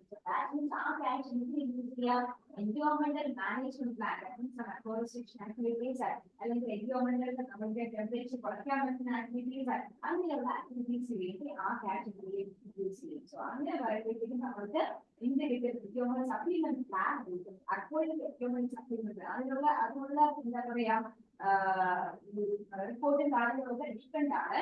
But അവിടെ എന്ത് ചെയ്യാം നമ്മൾ അപ്ലൈ ചെയ്യാം. അത് വേണ്ടിയിട്ട് സപ്ലിമെന്റ് പ്ലാനിലാണ് നമ്മുടെ impact ഉണ്ടെന്നുണ്ടെങ്കിൽ we can proceed with the project.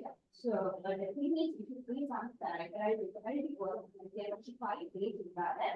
We can project. The thing is, that if you use this cash for other environmental beneficial projects, other environmental projects, we can pay the using. This is called as environmental supplement plan.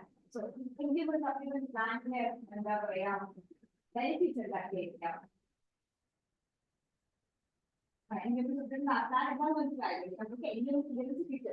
Project നമുക്ക് നമ്മുടെ project എത്രത്തോളം impact ഉണ്ടാകുന്നോ അതിനനുസരിച്ച് നമ്മൾ എന്ത് കൊടുക്കേണ്ടി വരുന്നത് ഒരു fine കൊടുക്കേണ്ടി വരുന്നത്. ഇമ്പാക്ട് ചെയ്യുന്നതിനനുസരിച്ച് നമ്മുടെ ഫൈൻ യൂസ് ക്യാഷ് എന്ത് ചെയ്യുന്നത് എൻവയോൺമെന്റ് ബെനിഫിഷ്യൽ പ്രോജക്റ്റ് എന്ത് ചെയ്യുന്നത് യൂസ് ചെയ്യുന്നത്. So naturally, what might be the positives of the supplement plan? Environmental supplement plan in the positives of the area.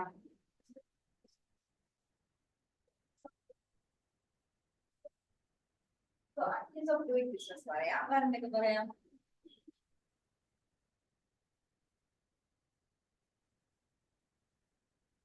Of doing business. Means of doing business. Environmental supplement plan which means of doing business. നമുക്ക് കിടക്കുന്ന ഒരുപാട് projects എന്ത് ചെയ്യും നമുക്ക് ചെയ്യാൻ പറ്റും implement ചെയ്യാൻ പറ്റും. Implementation of the law of projects എന്ന് പറയും.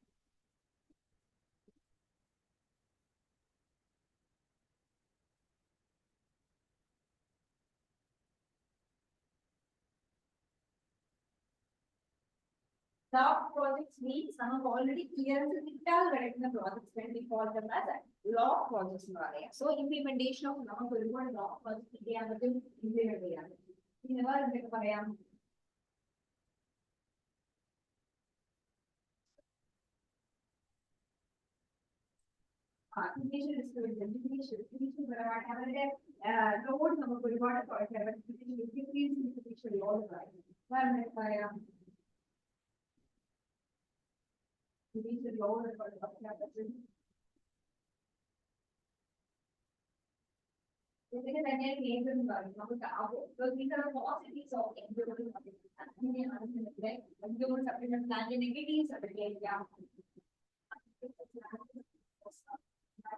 Environmentally,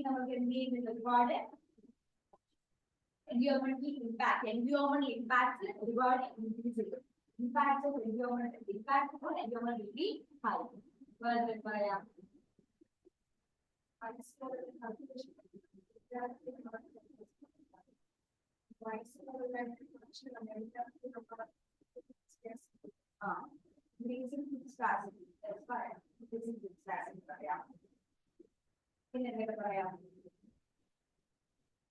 General conservation awareness is important.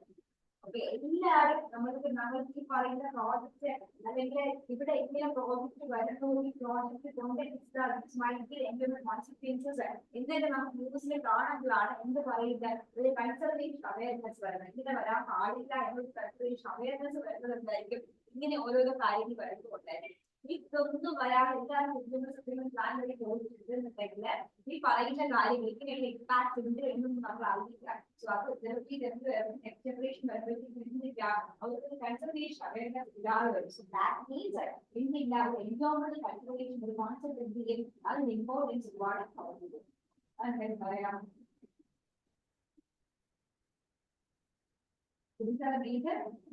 Negatives and positives. Supplement plan.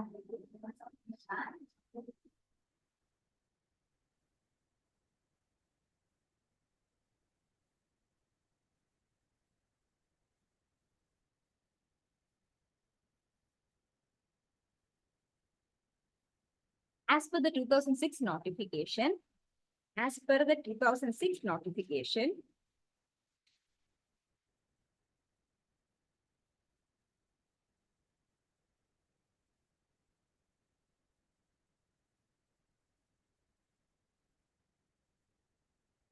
as per the 2006 notification, an alleged violator, an alleged violator, an alleged, A-L-L-E-G-E-D, an alleged violator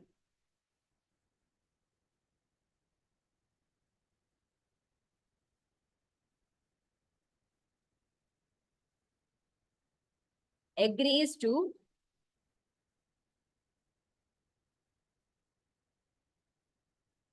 pay the financial penalty, pay the financial penalty,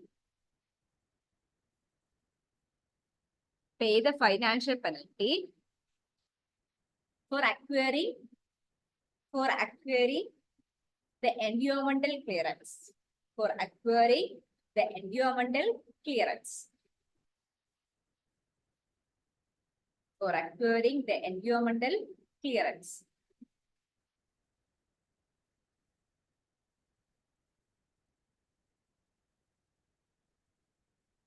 Next point.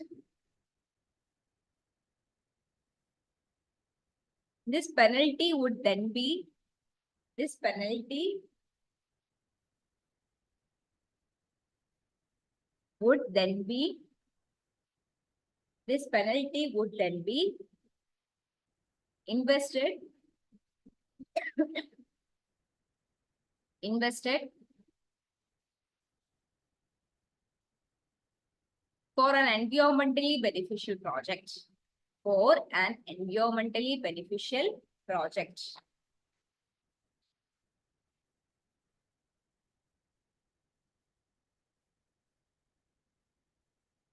Positives. ESPയുടെ positives ആട്ടോ. Implementation of many law projects.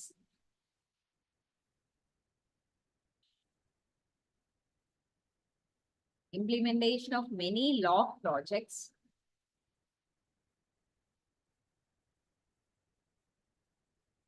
Increased ease of doing business.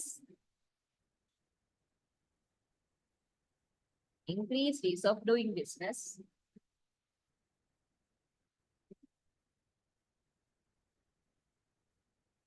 പിന്നെ എന്താ പറഞ്ഞ ഓർക്കുന്നുണ്ടോ? Decreasing judicial load. Decreasing judicial load.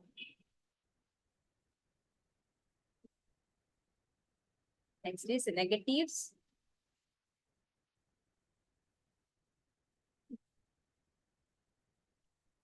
Increased impact on environment. Increased impact on environment.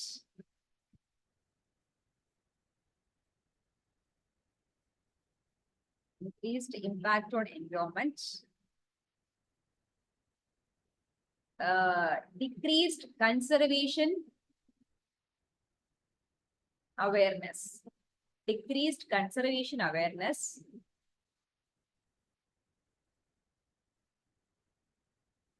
എന്നൊക്കെ പറയാം. വേറെ ഏതെങ്കിലും പറഞ്ഞു പോയിന്റ് ഓർക്കുന്നുണ്ടോ? Production, food production, affecting the food chain എഴുതിക്കോ, affecting food chains.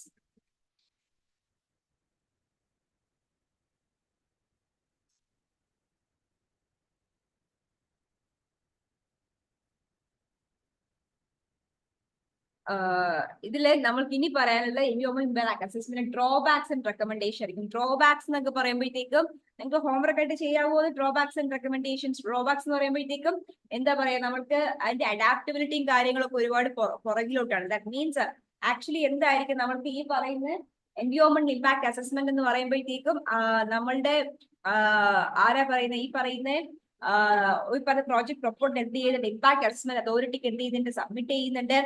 പക്ഷേ ഈ പറയുന്ന പ്രോജക്ട് പ്രൊപ്പോർട്ടിലെ ഇമ്പാക്ട് അസസ്മെന്റ്, ഇമ്പാക്ട് ഒക്കെ അസസ് ചെയ്യുന്നത് by using a private consultant ആണ്. ഈ പറയുന്ന കൺസൾട്ടന്റ് വെക്കേണ്ട ആളാരാണ്?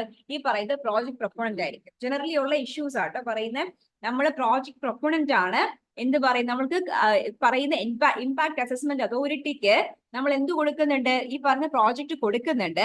ഈ ഇമ്പാക്ട് അസസ്മെന്റ് അതോറിറ്റി എന്ത് ചെയ്യുന്നുണ്ട്, ഒരു പ്രോജക്ട് പ്രൊപ്പോണർ, ദാറ്റ് മീൻസ് ഒരു കൺസൾട്ടന്റിനെ ഏൽപ്പിക്കുന്നത്. In case it need environment clearance EC വേണം എന്നുണ്ടെങ്കിൽ ആ പ്രോജക്റ്റ് ആരെ ഏൽപ്പിക്കും, ഒരു കൺസൾട്ടന്റിനെ ഏൽപ്പിക്കും. ഈ പറയുന്ന കൺസൾട്ടന്റ് ആണ് എന്ത് ചെയ്യേണ്ടത്, ഈ പറയുന്ന കാര്യങ്ങളൊക്കെ നോക്കി, ദാറ്റ് മീൻസ് എന്തൊക്കെ ഇമ്പാക്ട് ഉണ്ടെന്ന് നോക്കി അതിന് എൻവയോൺമെന്റ് ക്ലിയറൻസ് കൊടുക്കണോ വേണ്ടയോ എന്നുള്ള കണ്ടീഷൻസ് ഒക്കെ എഴുതുന്ന ആൾ ഈ പറയുന്ന പ്രൈവറ്റ് കൺസൾട്ടൻസ് ആണ്. നമുക്ക് ഗവൺമെന്റ് കൺസൾട്ടൻസ് ഒന്നുമില്ല.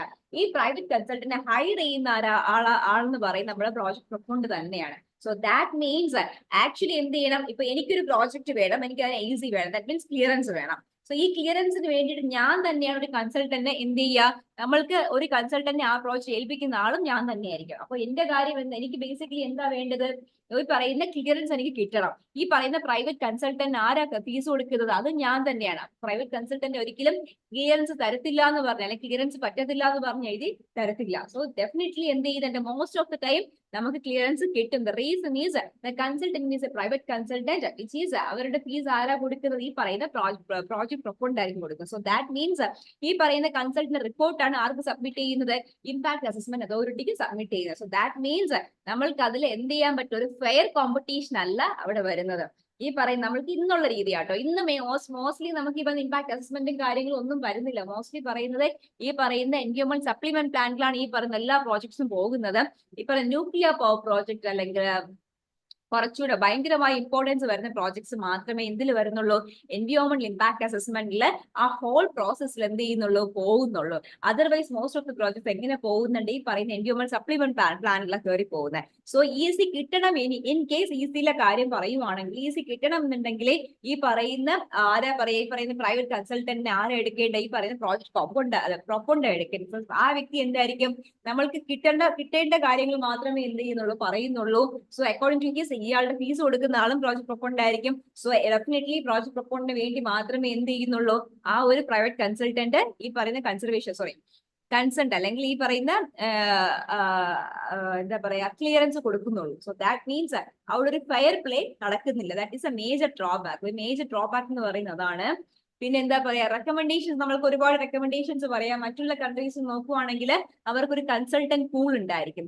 ഈ പറയുന്ന ഗവൺമെന്റ്സിന് ഒരു കൺസൾട്ടന്റ് പൂൾ ഉണ്ടായിരിക്കും. നമ്മളുടെ കൺസൾട്ടൻസ് ആരും എന്തല്ല, സ്പെഷ്യലൈസേഴ്സ് അല്ല. ഈ പറയുന്ന എൻവയോൺമെന്റൽ ആ ഒരു സബ്ജക്റ്റിൽ സ്പെഷ്യലൈസ് ചെയ്ത ആൾക്കാരൊന്നും ആയിരിക്കില്ല. എൻവയോൺമെന്റലിസ്റ്റ് അല്ല, വൈൽഡ് ലൈഫുമായിട്ട് ഇത് ചെയ്യുന്ന ആൾക്കാരല്ല.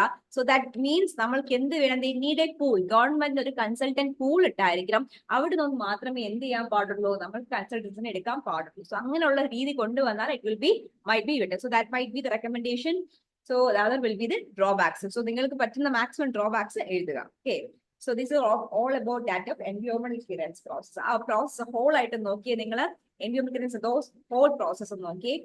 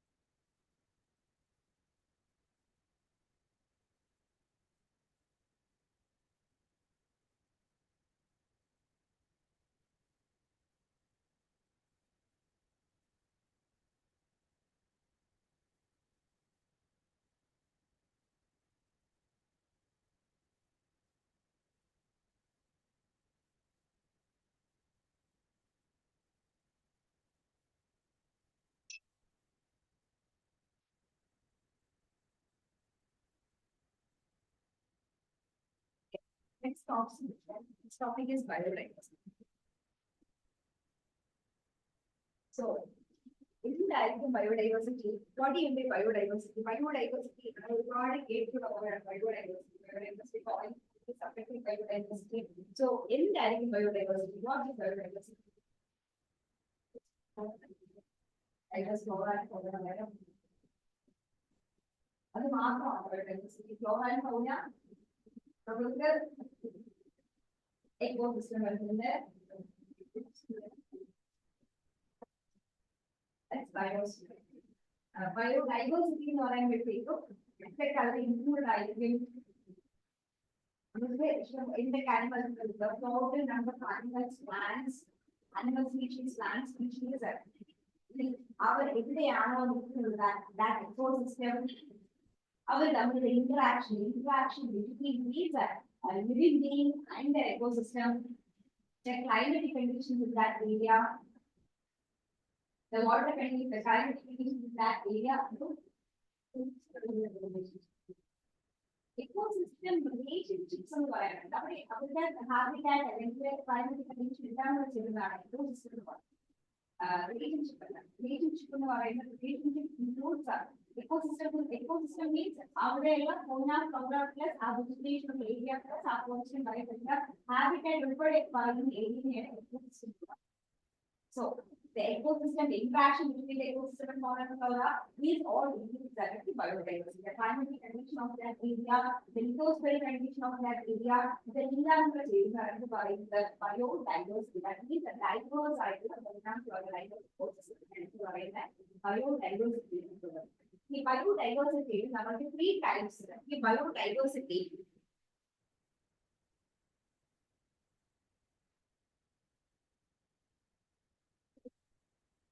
Biodiversity number 3 categories. Biodiversity number 3 categories. That means biodiversity number different kinds of biodiversity is there. In the diversity, what are the types of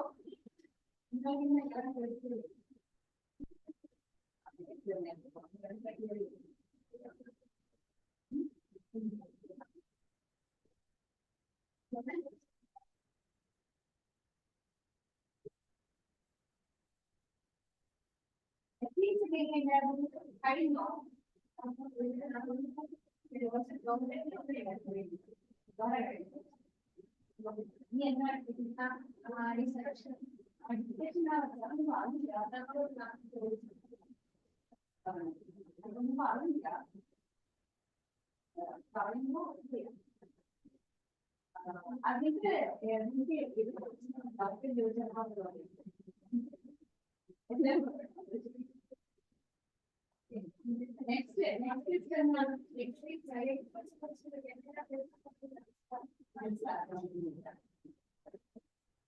previous questions on that one. Where is the question?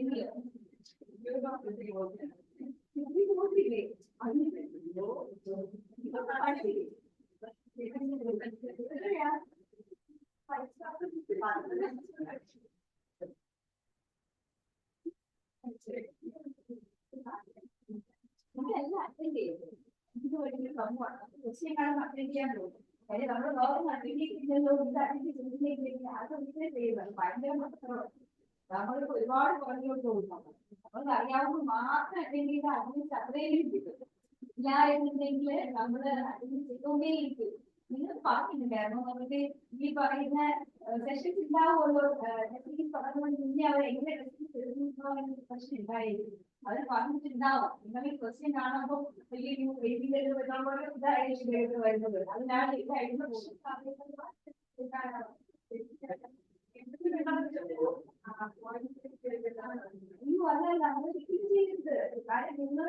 നിങ്ങളുടെ class നിങ്ങളുടെ ഫോണായിട്ടുള്ള 10-12 ലക്ഷം പിള്ളേരുണ്ട്. നിങ്ങൾ എല്ലാവരും പോയാൽ കാര്യം നിങ്ങൾക്ക് വരുന്ന ഒരു നെഗറ്റീവിന് നിങ്ങൾ 1000 റാങ്ക് താഴെ പോകുന്നത്. നിങ്ങൾ എഴുതുന്നത് നിങ്ങൾ ക്ലാസ് അല്ല, 10-12 ലക്ഷം ഉണ്ടാവും എഴുതുന്ന പിള്ളേര്.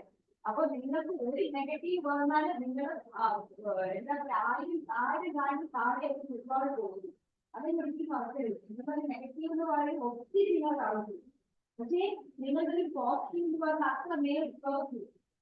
അതാണ് എന്തൊരു ഹൈലൈറ്റ് എന്ന് പറയുന്നത്. നിങ്ങൾക്ക് നെഗറ്റീവ് വന്നാൽ ഒത്തിരി താഴ്ന്നു, പക്ഷേ ഒരു പോസിറ്റീവ് വരുമ്പോൾ പോകുന്നില്ല. കാര്യം ജനറലി എന്താ സംഭവിച്ചാൽ 2 രീതിയില് ജനറലി എല്ലാവരും എഴുതുന്ന ക്വസ്റ്റ്യൻസ് ഉണ്ടാവില്ല. എക്കണോമിക് ക്വസ്റ്റ്യൻസ് അല്ലെങ്കിൽ പൊളിറ്റി എടുക്കുന്നത്. പൊളിറ്റി നമുക്ക് നോർമലി സാധാരണ പൊളിറ്റി പഠിച്ച ഒരു കുട്ടികൾക്ക് അറ്റൻഡ് ചെയ്യാൻ പറ്റുന്ന ഒരു ക്വസ്റ്റ്യൻ ആണെന്നുണ്ടെങ്കിൽ അത് ഒരിക്കലും എല്ലാവരും എന്തെങ്കിലും അറ്റൻഡ് ചെയ്തിട്ടായിരുന്നു. സോ അത് നമുക്ക് പോസിറ്റീവ് കിട്ടുവാണെങ്കിൽ നമ്മൾ എന്ത് ചെയ്യില്ല, ഒരുപാട് കേറില്ല. നമ്മൾ കേറുന്ന ഒരുപാട് കുറവായിരിക്കും. ഏത് സമയം നമ്മൾ നെഗറ്റീവ് നമുക്ക് ഒരെണ്ണം വന്നിട്ടുണ്ടെങ്കിൽ ടൂ ഹാർഡ് അല്ല എന്നുണ്ടെങ്കിൽ നമ്മളുടെ പ്ലാൻ ഒരുപാട് താഴ്ന്നു. അത് ഒരുപാട് ഹാർഡാണെന്നുണ്ടെങ്കിൽ ഇതൊക്കെ ഒരുപാട് താഴെ അതല്ല വന്നിട്ട് ടൂ ഹാർഡ് അല്ലാത്ത ക്വസ്റ്റ്യൻ ആണെന്നുണ്ടെങ്കിൽ നമ്മൾ അറ്റൻഡ് ചെയ്ത ക്വസ്റ്റ്യൻ നെഗറ്റീവ് ആയി പോയാൽ നമ്മളുടെ റാങ്ക് ഒരുപാട് പോകും. നമ്മൾ പോസിറ്റീവ് വന്നിട്ട് കാര്യമില്ല. സോ അതുകൊണ്ടാണ് ജനറലി കേറാൻ ഹാർഡായിരിക്കും, പക്ഷെ താഴോട്ട് പോകാൻ ഭയങ്കര ഇരിക്കില്ല. പെട്ടെന്ന് നമുക്ക് ഒരുപാട് താഴോട്ട് പോകും. അതുകൊണ്ടാണ് അറ്റൻഡ് ചെയ്യുന്നത് മാക്സിമം കുറയ്ക്കാൻ പറ്റും. നിങ്ങൾക്ക് നമ്മൾക്ക് 200 ക്വസ്റ്റ്യൻ ആണെന്നുണ്ടെങ്കിൽ എന്താ പറയുക, ജനറൽ കാറ്റഗറി 100 വന്നാൽ മതി. ഓക്കെ, നിങ്ങൾക്ക് 50 ക്വസ്റ്റ്യൻ നിങ്ങൾ ശരിയാക്കിയാൽ മതി. അത്രയും അത് പിന്നെ ഒരുപാട് ചെയ്യേണ്ടത്.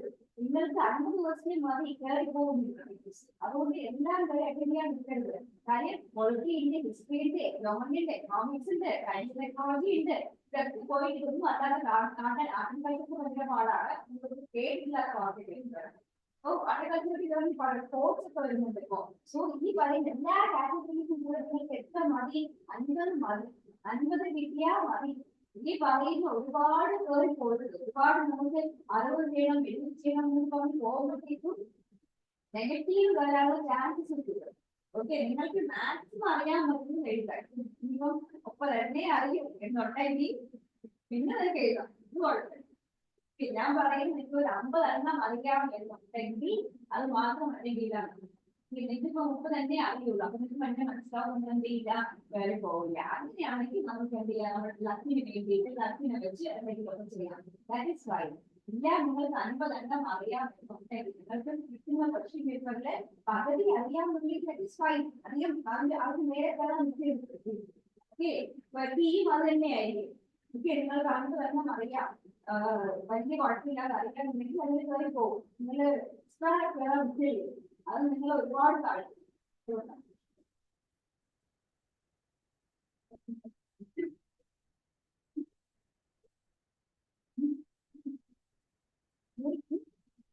പകുതി അറിയാൻ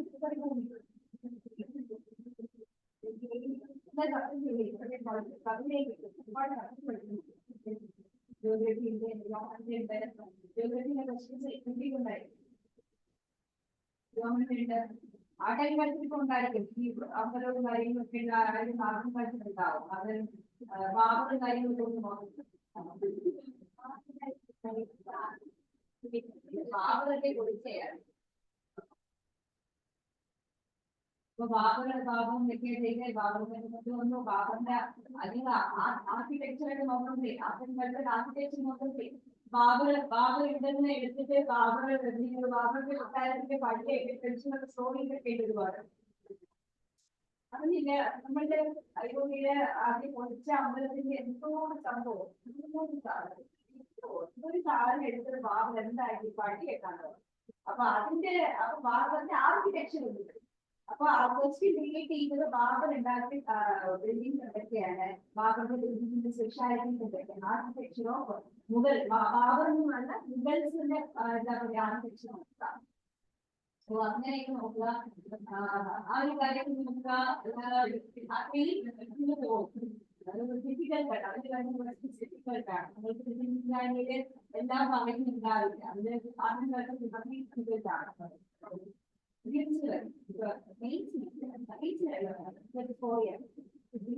ഡിഫിക്കൽട്ടാണ്. സ്പോർട്സ് നോക്കിയിട്ടുണ്ട്. സ്പോർട്സ് ഇൻട്രസ്റ്റ് ഉള്ളവർക്ക് സ്പോർട്സ് ഇൻട്രസ്റ്റ് ആണ്.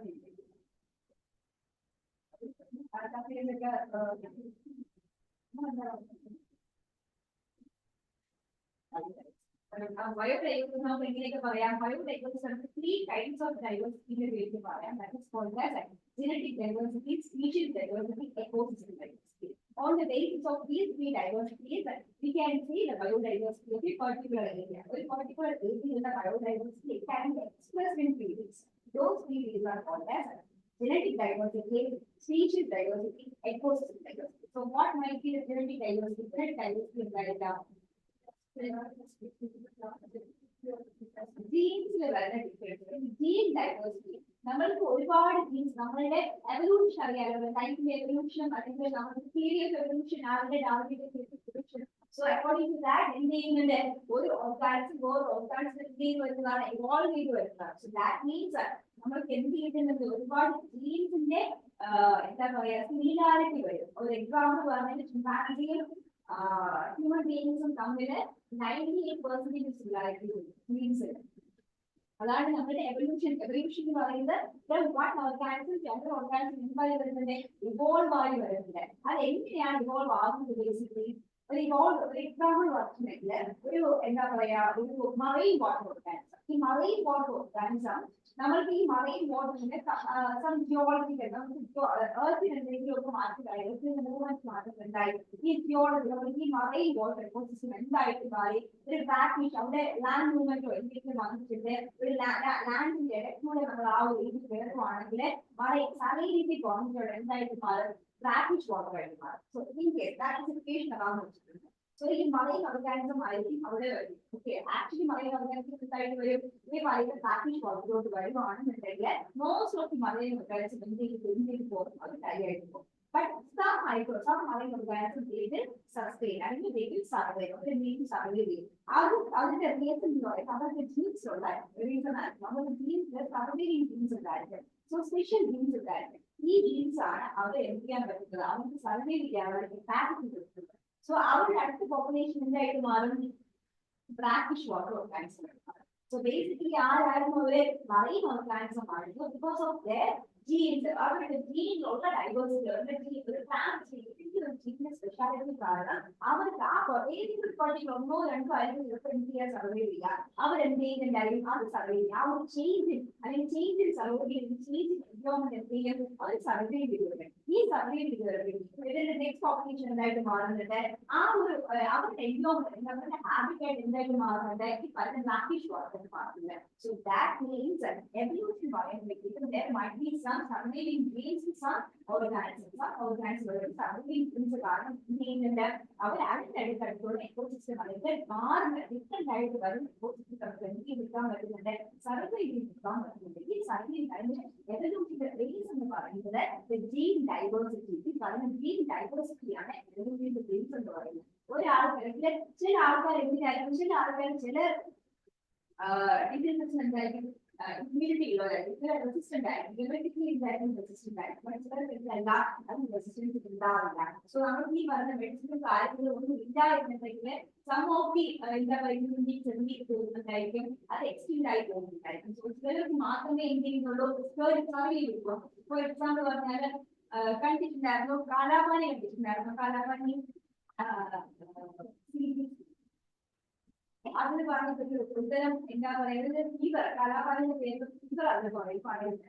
അപ്പോ ആ fever actually random Nicobar islands അതിന് പറയുന്നത് അവിടുത്തെ ആൾക്കാർക്ക് എന്തുണ്ട്? അവരുടെ റെസിസ്റ്റൻസ് ഉണ്ട്.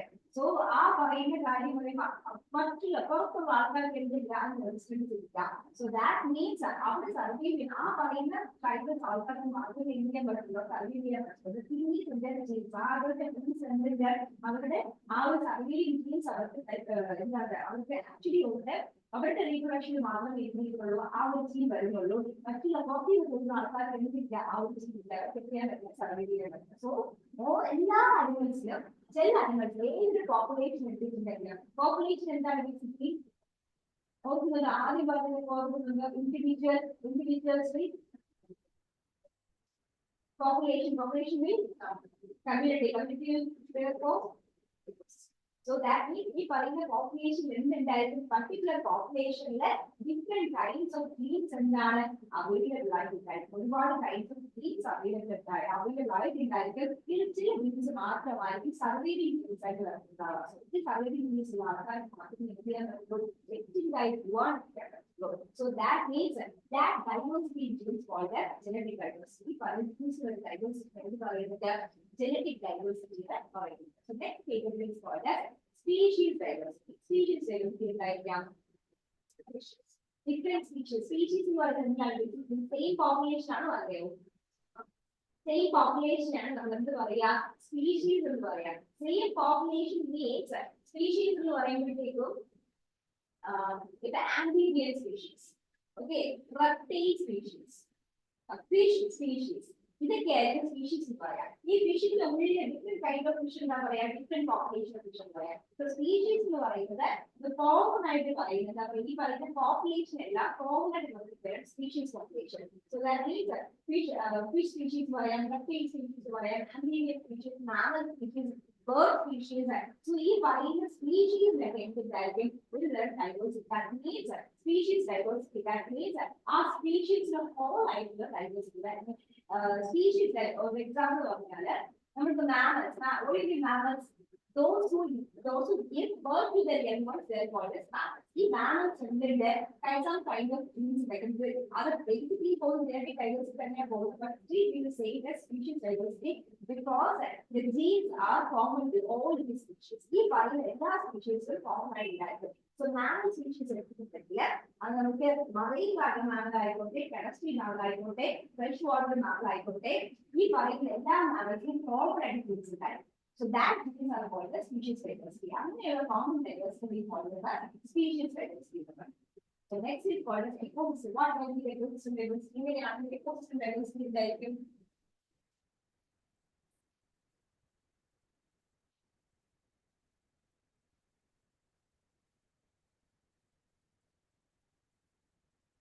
അതിനു മുന്നേ ഒരു കാര്യമുണ്ട്. സ്പീഷീസ് ഡൈവേഴ്സിറ്റിയില് നമ്മൾക്ക് റേഷ്യോ എടുക്കും. സ്പീഷീസ് ഡൈവേഴ്സിറ്റിയിൽ നമ്മൾ എപ്പോഴും റേഷ്യോ എടുക്കാറുണ്ട്.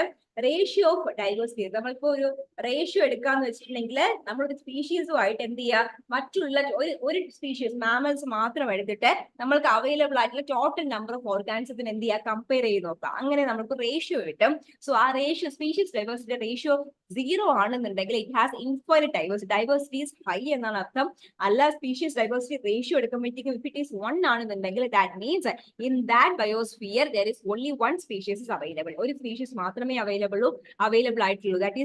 ദാറ്റ് ഈസ് ദ എന്താ പറയാ conclusion from the 1 species. If species diversity is 1, the species diversity 0 means that means എന്ത് പറയുന്നുണ്ട്, നമുക്ക് species diversity ഒരുപാട് infinite diversity ഒരുപാട് species ഉണ്ട്. That is its meaning. So next one is called as ecosystem diversity. Ecosystem diversity means different types of habitat. Different ecosystems പറഞ്ഞു നോക്കിയേ, എന്തൊക്കെ different types of ecosystems എന്തൊക്കെയാണ് നമുക്ക് അവൈലബിൾ ആയിട്ടുള്ള ecosystem എന്തൊക്കെയായിരിക്കും?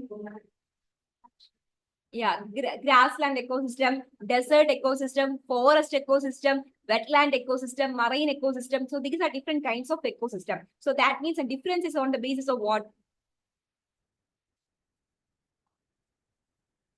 Habitat basis ആണ്. അവരുടെ സറൗണ്ടിങ് അല്ലെങ്കിൽ ഹാബിറ്റാറ്റ്. ഇപ്പോ ടെറസ്ട്രിയൽ അനിമൽസിന്റെ ഹാബിറ്റാറ്റ് എന്ന് പറയുമ്പോഴത്തേക്കും terrestrial area is it's their habitat. Marine organism habitat will be the oceans. Aquatic ആണെങ്കിൽ മറൈൻ ഫ്രഷ് വാട്ടർ ആയിരിക്കും അവരുടെ habitat. So on the basis of habitat നമ്മൾക്ക് ഡിഫറെന്റ് ഡൈവേഴ്സിറ്റി പറയുവാണെങ്കിൽ it is called as ecosystem diversity. Clear? Genetic diversity, species diversity, ecosystem diversity. കുഴപ്പമില്ലല്ലോ. എഴുതിക്ക് biodiversity.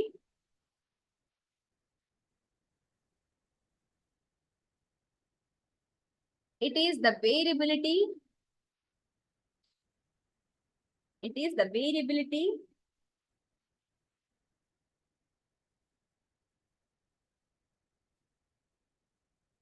It is the variability in different living organisms. It is the variability in different living organisms. It is the variability in different living organisms. There are 3 levels of biodiversity.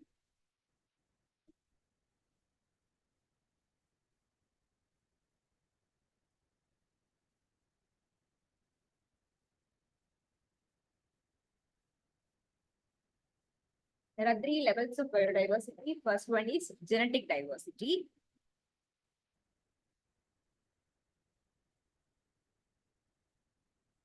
First point, it is concerned with the variation in genes. It is concerned with the variation in genes. It is concerned with the variation in genes within a particular species. Within a particular species.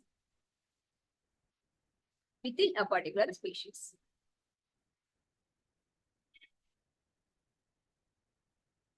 This gene diversity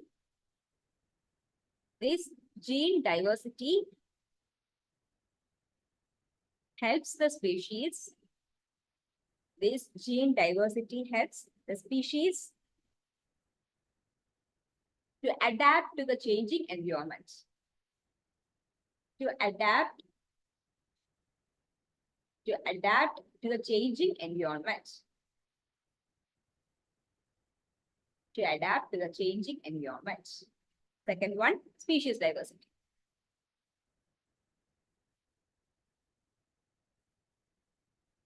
It's the diversity among different species.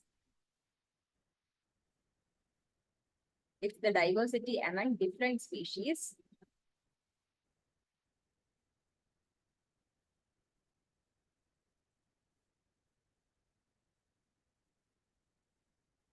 It is a ratio of the species population.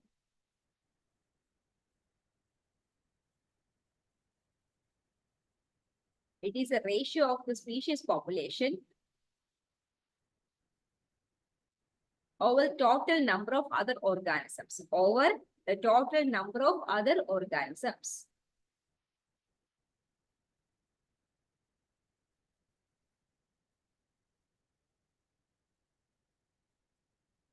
Over the total number of other organisms. Next is ecosystem diversity.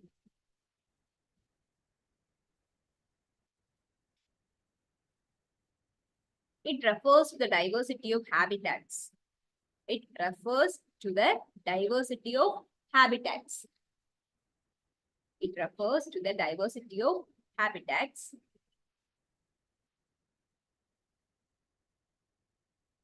It's a cumulative factor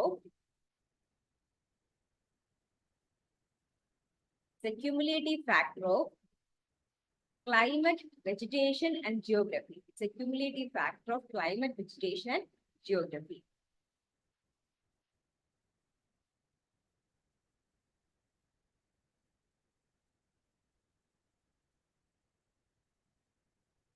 Anyway, biodiversity measure. We can measure the biodiversity by using two methods use biodiversity measure.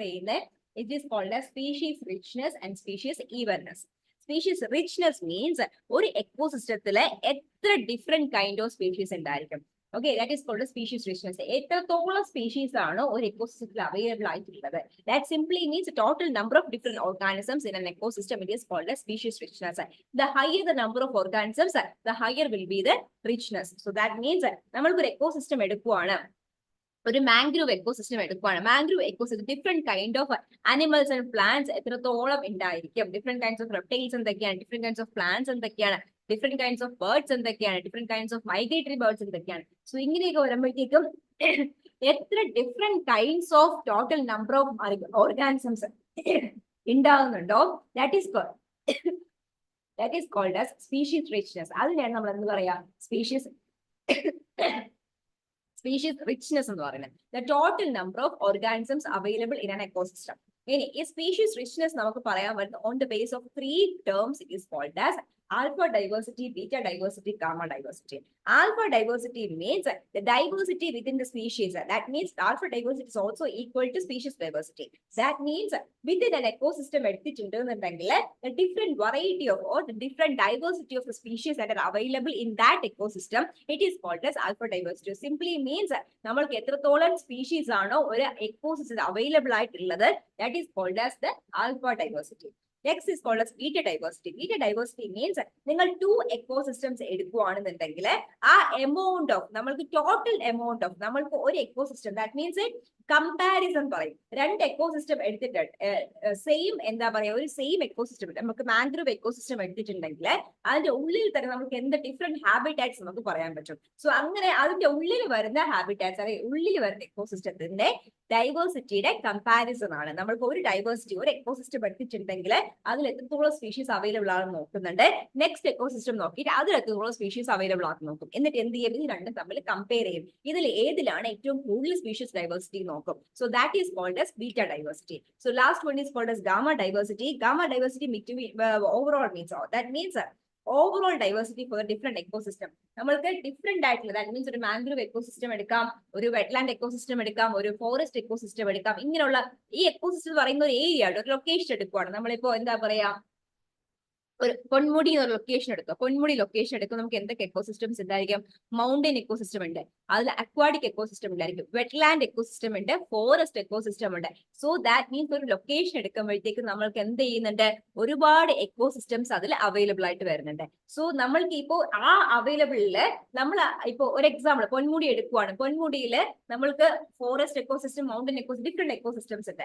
അതിൽ ഒരു ecosystem എടുക്കുവാണ്, mountain ecosystem എടുത്തിട്ട് നമ്മൾ എന്ത് പറയുന്നുണ്ട്, ഇതിൽ എത്രത്തോളം species ഉണ്ട്, ആ മൗണ്ടൻ എക്കോസിസ്റ്റത്തിൽ എത്രത്തോളം സ്പീഷീസ് അവൈലബിൾ ആയിട്ടുണ്ട്, അല്ലെങ്കിൽ ആ ഉള്ളിലുള്ള ഫോറസ്റ്റ് എക്കോസിസ്റ്റം എടുത്തിട്ട് ഫോറസ്റ്റിൽ എത്രത്തോളം സ്പീഷീസ് അവൈലബിൾ ആയിട്ടുണ്ട്, ടോട്ടൽ നമ്പർ ഓഫ് ഓർഗാനിസംസ് എത്രയുണ്ട്, that is called as alpha diversity. ഇനി അതിന്റെ ഉള്ളിൽ തന്നെ നമ്മൾ ഫോറസ്റ്റ് എക്കോസിസ്റ്റവും ഒരു മീൻമുട്ടി വാട്ടർഫോൾസ് അല്ലെങ്കിൽ മീൻമുട്ടി ആ ആറെടുക്കുന്നുണ്ട്, ആറിന്റെ കരയിലുള്ള ഫോറസ്റ്റ് എടുക്കുന്നുണ്ട്.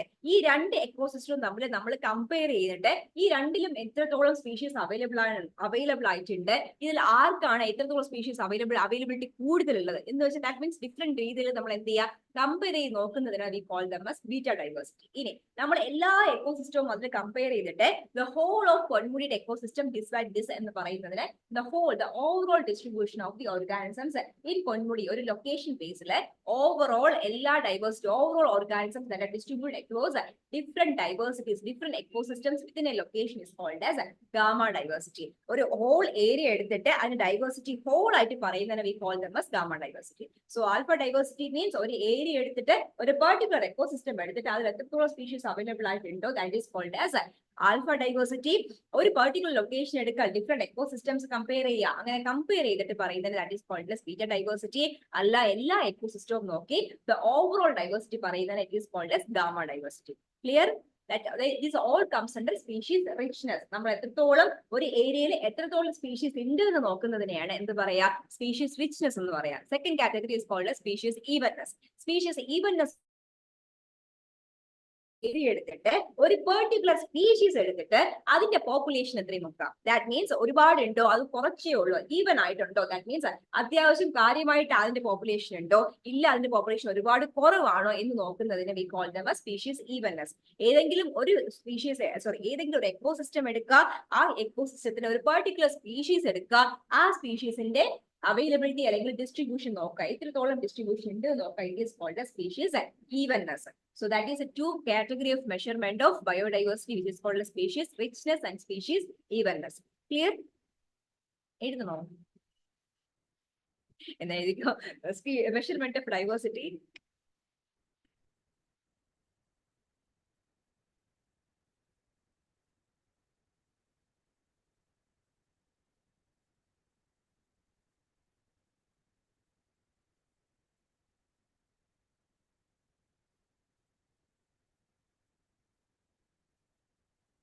Is the measure of first one is species richness.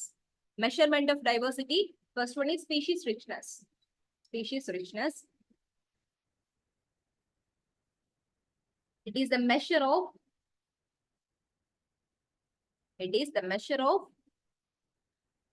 number of species.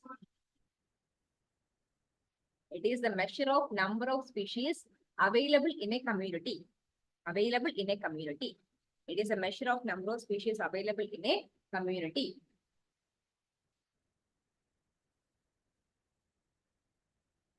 Second one is next, other than alpha diversity. First one, alpha diversity.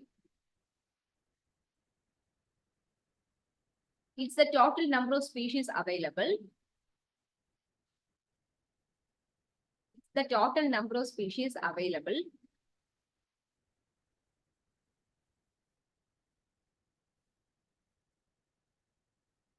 It is the total number of species available within an ecosystem.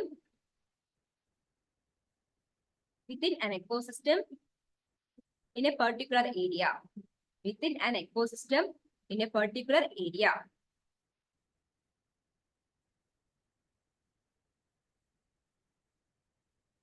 Second one, beta diversity.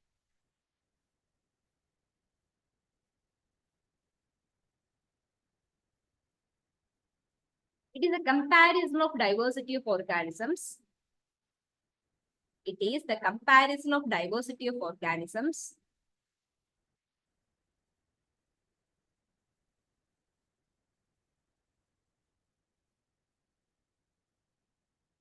between different ecosystems. Between different ecosystems in a particular environment. In a particular environment.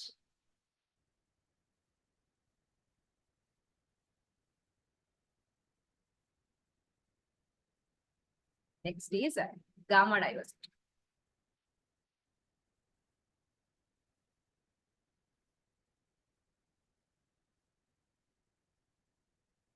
It is the measure of overall diversity.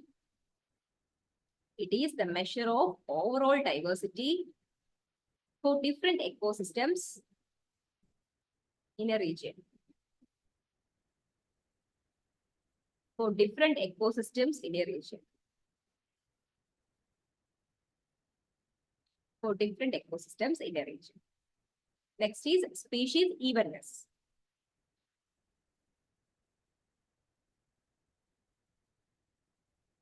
It is a measure of proportion of species. It is a measure of proportion of species at a given proportion of species. It is the measure of proportion of species at a given area.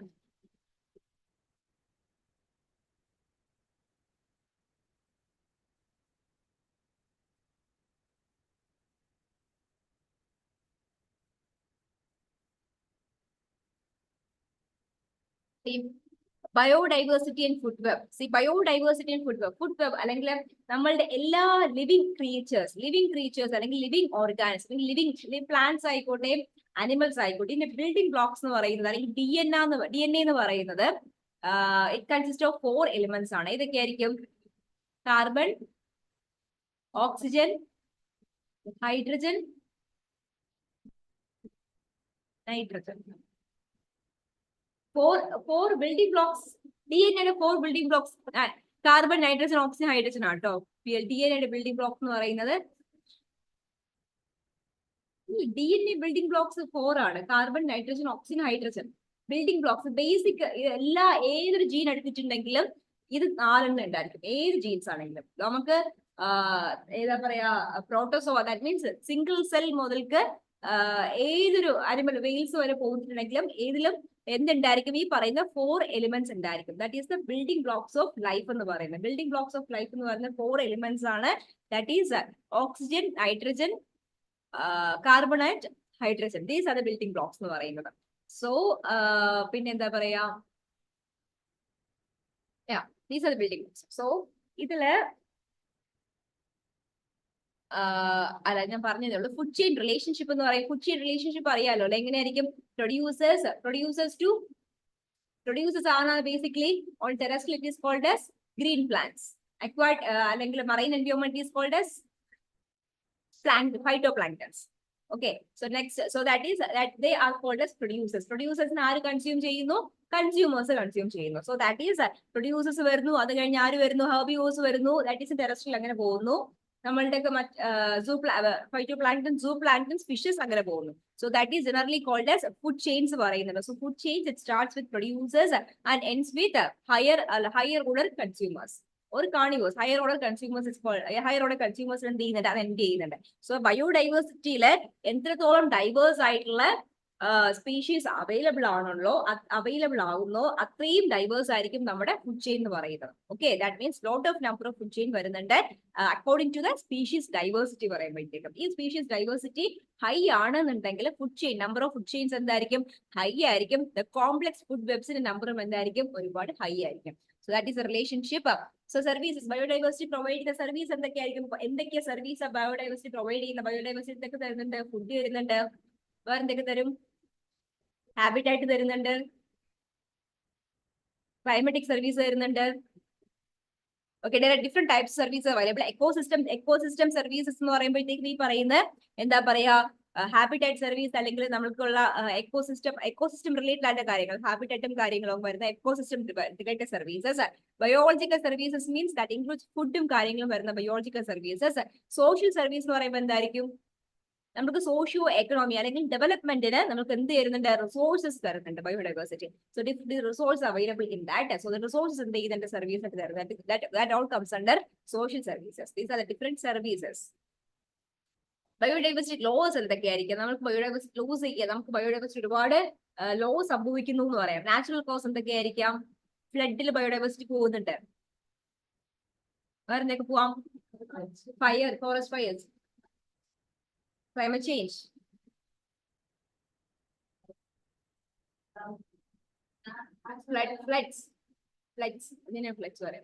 floods പറയാം, forest fires, earthquakes പറയാം, natural calamities. That natural calamities comes under natural causes. Natural causes എന്ന് പറയുന്ന കാര്യം പറയുന്ന earthquakes വരാം, floods വരാം, forest fires വരാം, വേറെ എന്തൊക്കെ വരാം? സുനാമി വേവ്സ് വരാം, കോമ്പറ്റീഷൻ വരാം, എക്സ്റ്റൻഷൻ വരാം, കോമ്പറ്റീഷൻ വരാം. പിന്നെ എന്തൊക്കെ പറയാം?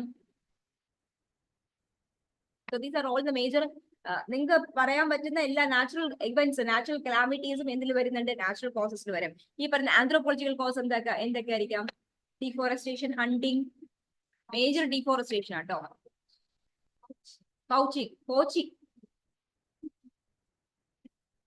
പോച്ചിങ് വരാം. പിന്നെ എന്തൊക്കെ വരാം? റേഡിയേഷൻസ് പറയാം.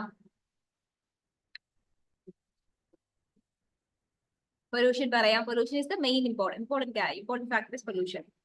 So these are all the anthropological factors. Developmental activities like വരുന്നുണ്ട്. So that comes are all the anthropological activities like വരുന്നുണ്ട്. So these are the major causes for biodiversity loss.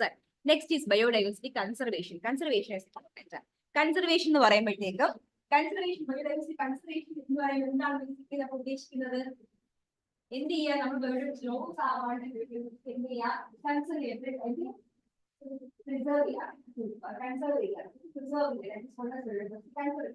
There are two types of biodiversity conservation. There, ex situ and ex situ. Ex situ means we can conserve the biodiversity in the അവരുടെ natural habitat മാറ്റി എന്ത് ചെയ്യാം? നമുക്ക് preserve ചെയ്യാം.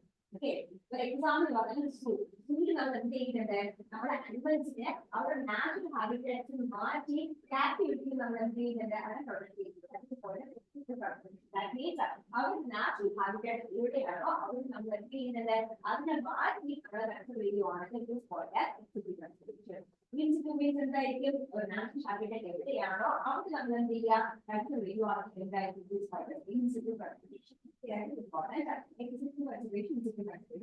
Examples എന്തൊക്കെയായിരിക്കാം? Example botanical ഒരുപാട് extend ആയി പോകുന്ന ഒരുപാട് പ്ലാന്റ്സ് നമുക്ക് എന്ത് ചെയ്യുന്നത്? റീപ്രൊഡ്യൂസ് ചെയ്യാൻ നമുക്ക് ഒരുപാട്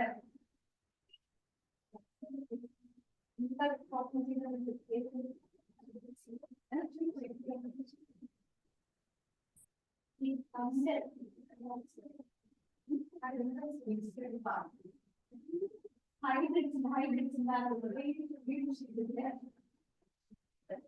നമുക്ക്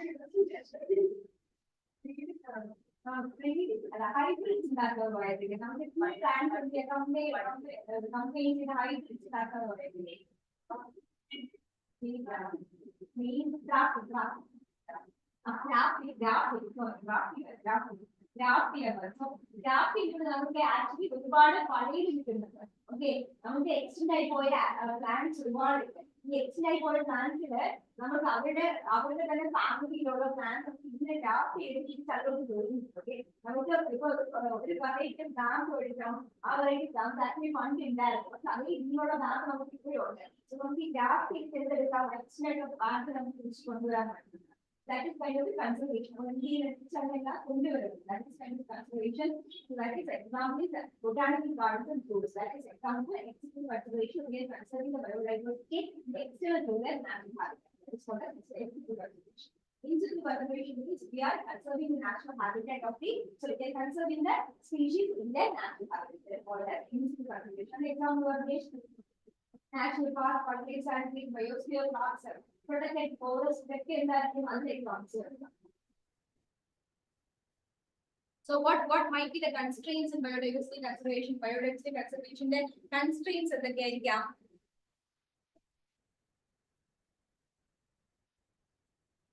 നമുക്ക് ബയോഡൈവേഴ്സിറ്റി കൺസർവ് ചെയ്യാൻ ഭയങ്കര ബുദ്ധിമുട്ടാണ്. അതിന്റെ കൺസ്ട്രെയിൻസ് കുറച്ചുണ്ട്. അതിന്റെ കൺസ്ട്രെയിൻസ് എന്തൊക്കെയായിരിക്കാം?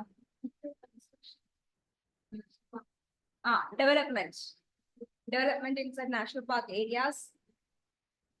വേറെന്തൊക്കെ പറയാം? ചിന്തിച്ചു നോക്കിയേ. കൺസർവേഷൻ, പോച്ചിങ് പറയാം. വേറെന്തൊക്കെ പറയാം?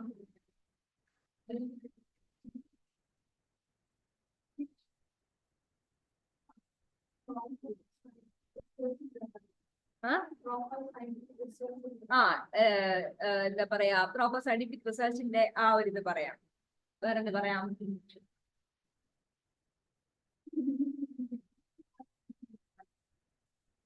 ഇങ്ങനെയുള്ള കാര്യങ്ങൾ കോമൺ പോയിന്റ്സ് ആട്ടോ. Unplanned urbanisation, controlled exploitation, industrialisation, ഇതൊക്കെ കോമൺ പോയിന്റ്സ് ആട്ടോ. എപ്പോഴും add ചെയ്തോളെ.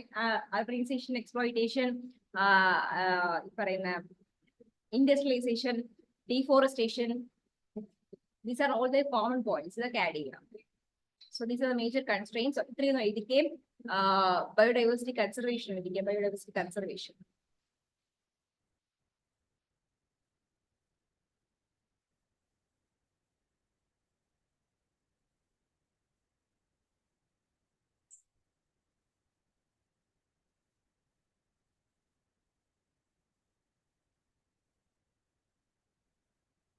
First one is ex situ conservation. Ex situ conservation.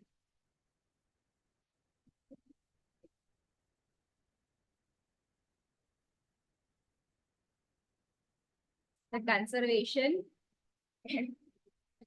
outside the areas. Conservation outside the areas where they naturally occur. Conservation outside the areas where they naturally occur.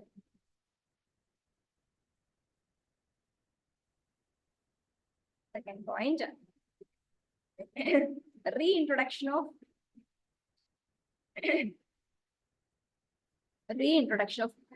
second point, reintroduction of plants and animals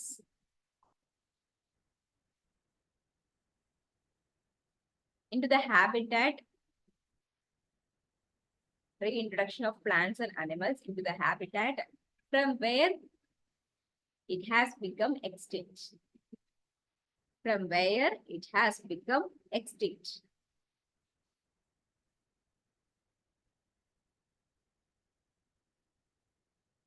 Example, Gangetic Tharigal. Gangetic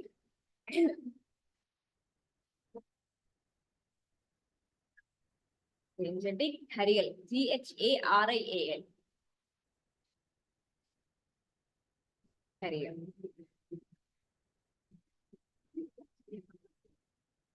Examples. Examples.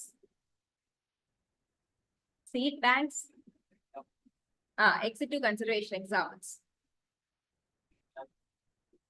അതൊരു programme ആണ്. നമ്മൾക്ക് reintroduce ചെയ്യുന്നതും എക്സിറ്റും. നമ്മൾക്ക് നേരത്തെ പറഞ്ഞ എന്താ, നമ്മള് ഈ പറയുന്ന എന്താ പറയാ ഒരു ഏരിയ നമുക്ക് ഓർഗാനിക്സ് അല്ലെങ്കിൽ അനിമൽസിനെ എടുത്ത് വേറൊരു ഏരിയയിൽ പോയി കൺസർവ് ചെയ്യുന്നതിനാണ് എക്സിറ്റ് കൺസർവേഷൻ പറയുന്നത്. അതുപോലെ തന്നെ വേറൊരു കാര്യമാണ്, നമ്മൾക്ക് ഓൾറെഡി എക്സ്റ്റെൻഡ് ആയി പോയിട്ടുള്ള ഒരു ഏരിയ ആണ്. നമുക്ക് ഒരു റെപ്റ്റൈലാണ് കരിൽ എന്ന് പറയുന്നത്. സോ ഇത് എന്തായി, ഈ പറയുന്ന ഗെയിംസസ് അല്ലെങ്കിൽ ഗംഗയിൽ ഉണ്ടായിരുന്ന ഒരു റെപ്റ്റൈലാണ്. ഇത് എന്തായി പോയി, എക്സ്റ്റെൻഡ് ആയി പോയി. അപ്പൊ നമ്മൾ എന്ത് ചെയ്യാ, ആ എക്സ്റ്റെൻഡ് ആയി പോകാതായി കഴിയുന്നതിന് മുന്നേ നമ്മൾ എന്ത് ചെയ്യുക, അതിനെടുത്ത് സൂല് വെക്കും. എന്നിട്ട് കുറച്ചു കാലം കഴിഞ്ഞിട്ട് റീപ്രൊഡക്ഷൻ കുറെ കഴിഞ്ഞതിന് ശേഷം അതെന്ത് ചെയ്യും, തിരിച്ച് അതേ ഹാബിറ്റാറ്റിൽ നമ്മൾ റീഇൻട്രൊഡ്യൂസ് ചെയ്യും. സോ അതിനെയും നമ്മൾ എന്ത് പറയുന്നുണ്ട്, എക്സിറ്റ് കൺസർവേഷൻ തന്നെയാണ് ആ കാറ്റഗറി പറയുന്നത്. ഇൻസിറ്റു അല്ല അത് പറഞ്ഞത്, എക്സിറ്റുവിൽ തന്നെയാണ് വരുന്നത്. റീഇൻട്രൊഡക്ഷൻ എവിടേക്ക് വരുന്നുണ്ടോ that all comes under ex situ. Okay, നമുക്ക് ക്വസ്റ്റ്യൻ വരുമ്പോഴത്തേക്കും ഏതെങ്കിലും ഒരു പോയിന്റ് റീഇൻട്രൊഡക്ഷൻ പറയുവാണെങ്കിൽ that comes under ex situ. Question ചോദിച്ചിട്ടുണ്ട്, എക്സിറ്റു ഇൻസിറ്റു ക്വസ്റ്റ്യൻ വന്നിട്ടുണ്ട്.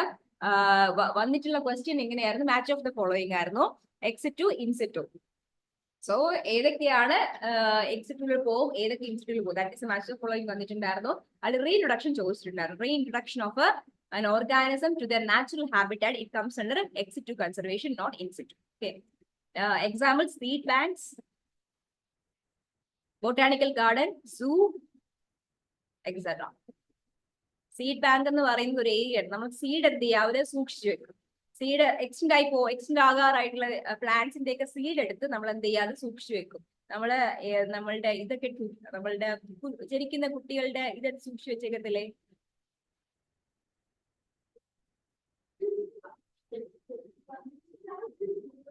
പ്ലാസ്മ എടുത്ത് നമ്മൾ സൂക്ഷിച്ചു വെക്കും. അതുപോലെ തന്നെയാണ് നമ്മൾക്ക് ഇതുപോലെ എക്സ്റ്റെൻഡ് ആയി പോകാൻ പോകുന്ന പ്ലാന്റ്സിന്റെ സീഡ് എടുത്ത് നമ്മൾ എന്ത് ചെയ്യുക, സൂക്ഷിച്ചു വെക്കും, സ്റ്റോർ ചെയ്ത് വെക്കും. So that is called as seed banks, botanical garden, zoos, etc. Next one is in situ conservation.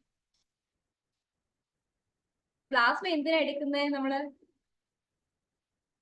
Genetically എന്തെങ്കിലും അസുഖം ഉണ്ട് എന്നുണ്ടെങ്കിൽ നമുക്ക് ഈ പ്ലാസ്മ റീഇൻട്രൊഡ്യൂസ് ചെയ്ത് അത് മാറ്റാൻ പറ്റും. അതിനാണ് നമ്മൾ ഇതെടുത്ത് സൂക്ഷിച്ചു വെച്ചത്.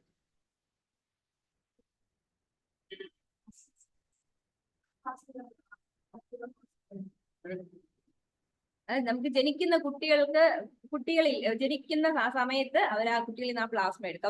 അവരിൽ നിന്ന് എടുക്കാൻ എളുപ്പമാണ്. അപ്പൊ ആ പ്ലാസ്മ എടുത്ത് ആ ഹോസ്പിറ്റലിൽ തന്നെ അവർ സൂക്ഷിച്ചു വെക്കും. എന്നിട്ട് എപ്പോഴെങ്കിലും നമുക്ക് എന്തെങ്കിലും അസുഖങ്ങൾ വരുവാണെന്നുണ്ടെങ്കിൽ, നമ്മളുടെ ലൈഫ് ടൈമിൽ എന്തെങ്കിലും ജനറ്റിക് ഡിസീസസ് വരുവാണെന്നുണ്ടെങ്കിൽ നമ്മൾക്ക് ആ പ്ലാസ്മ റീഇൻട്രൊഡ്യൂസ് ചെയ്ത് അത് മാറ്റാൻ പറ്റും. സോ അങ്ങനെ ഒരു ടെക്നോളജി ഉണ്ട്. പ്ലാസ്മയിൽ നമുക്ക് എന്തൊക്കെയോ മാറ്റങ്ങൾ ചെയ്തിട്ടാണ് അവർ ആ പ്ലാസ്മ റീഇൻട്രൊഡ്യൂസ് ചെയ്യുന്നത്. അപ്പോഴത്തേക്കും നമ്മൾക്ക് ബോൺ മാരോ എന്നാണ് അത് എടുക്കുന്നത്. നമുക്ക് അതില് ഇത് ചെയ്യാൻ പറ്റും, തിരിച്ച് നമുക്കത് ജനറ്റിക് അസുഖങ്ങൾ നമുക്ക് മാറ്റാൻ പറ്റും. സോ സ്റ്റോറിങ് പ്ലാസ്മ നമുക്ക് ഇപ്പോൾ ഉള്ളൊരു ട്രെൻഡാണ്. എല്ലാ ജനിക്കുന്ന കുട്ടികൾക്കും എന്ത് ചെയ്യുന്നുണ്ട്, പ്ലാസ്മ എടുക്കുന്നുണ്ട്. അത് ട്രെൻഡാണ്. Next is in situ conservation.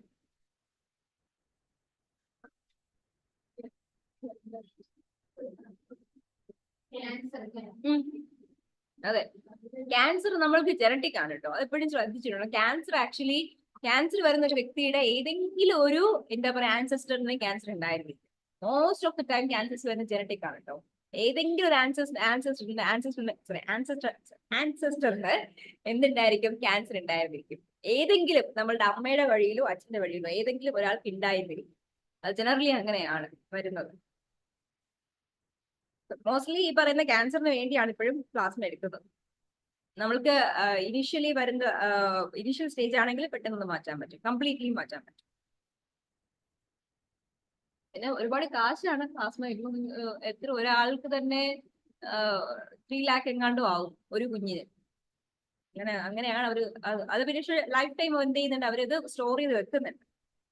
പക്ഷെ നമ്മൾ ഈ ബാങ്കിലൊക്കെ ലോക്കർ എടുക്കത്തില്ലേ, അതുപോലെ ഓരോ വർഷം നമ്മൾ ചെന്നിട്ട് അതിൽ ആഡ് ചെയ്ത് കൊടുക്കുന്ന കാശ്, അല്ലെങ്കിൽ ഒരു സ്റ്റോർ ചെയ്യത്തില്ല. ഓക്കെ, ഇൻസിറ്റു കൺസർവേഷൻ പറഞ്ഞു എന്താ.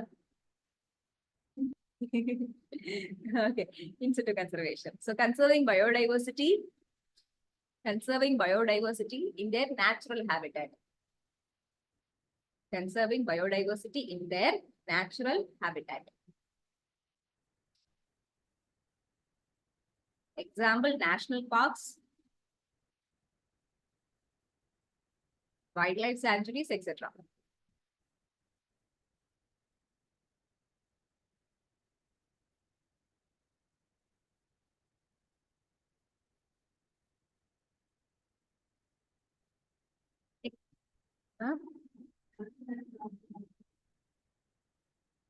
Next is constraints in biodiversity conservation. Constraints in biodiversity conservation.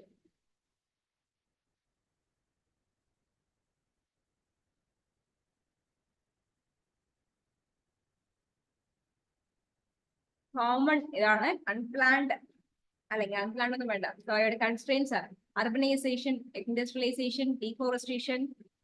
Common ആട്ടോ. Urbanization, industrialization, deforestation, desertification, biodiversity അല്ലെങ്കിൽ എൻവയോൺമെന്റ് റിലേറ്റഡ് എന്ത് കൺസ്ട്രെയിൻസ് ചോദിച്ചാലും ഇതൊക്കെ കോമൺ പോയിന്റ്സ് ആട്ടോ. ഒന്നും കിട്ടിയില്ല എന്നുണ്ടെങ്കിൽ ഇതൊക്കെ എപ്പോഴും മസ്റ്റ് ആയിട്ട് എഴുതാം. അർബനൈസേഷൻ, ഇൻഡസ്ട്രിയലൈസേഷൻ, ഡീഫോറസ്റ്റേഷൻ, ഡെസർട്ടിഫിക്കേഷൻ, പിന്നെ എന്തൊക്കെയാ നിങ്ങൾ പറഞ്ഞ പോയിന്റ്സ് എന്തൊക്കെയാ? പോച്ചിങ് എഴുതിക്കോ. പോച്ചിങ്,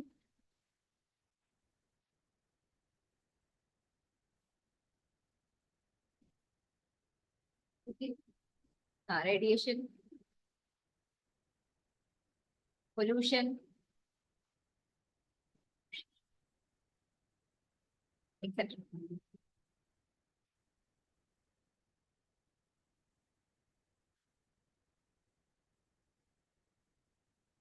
ഓക്കെ,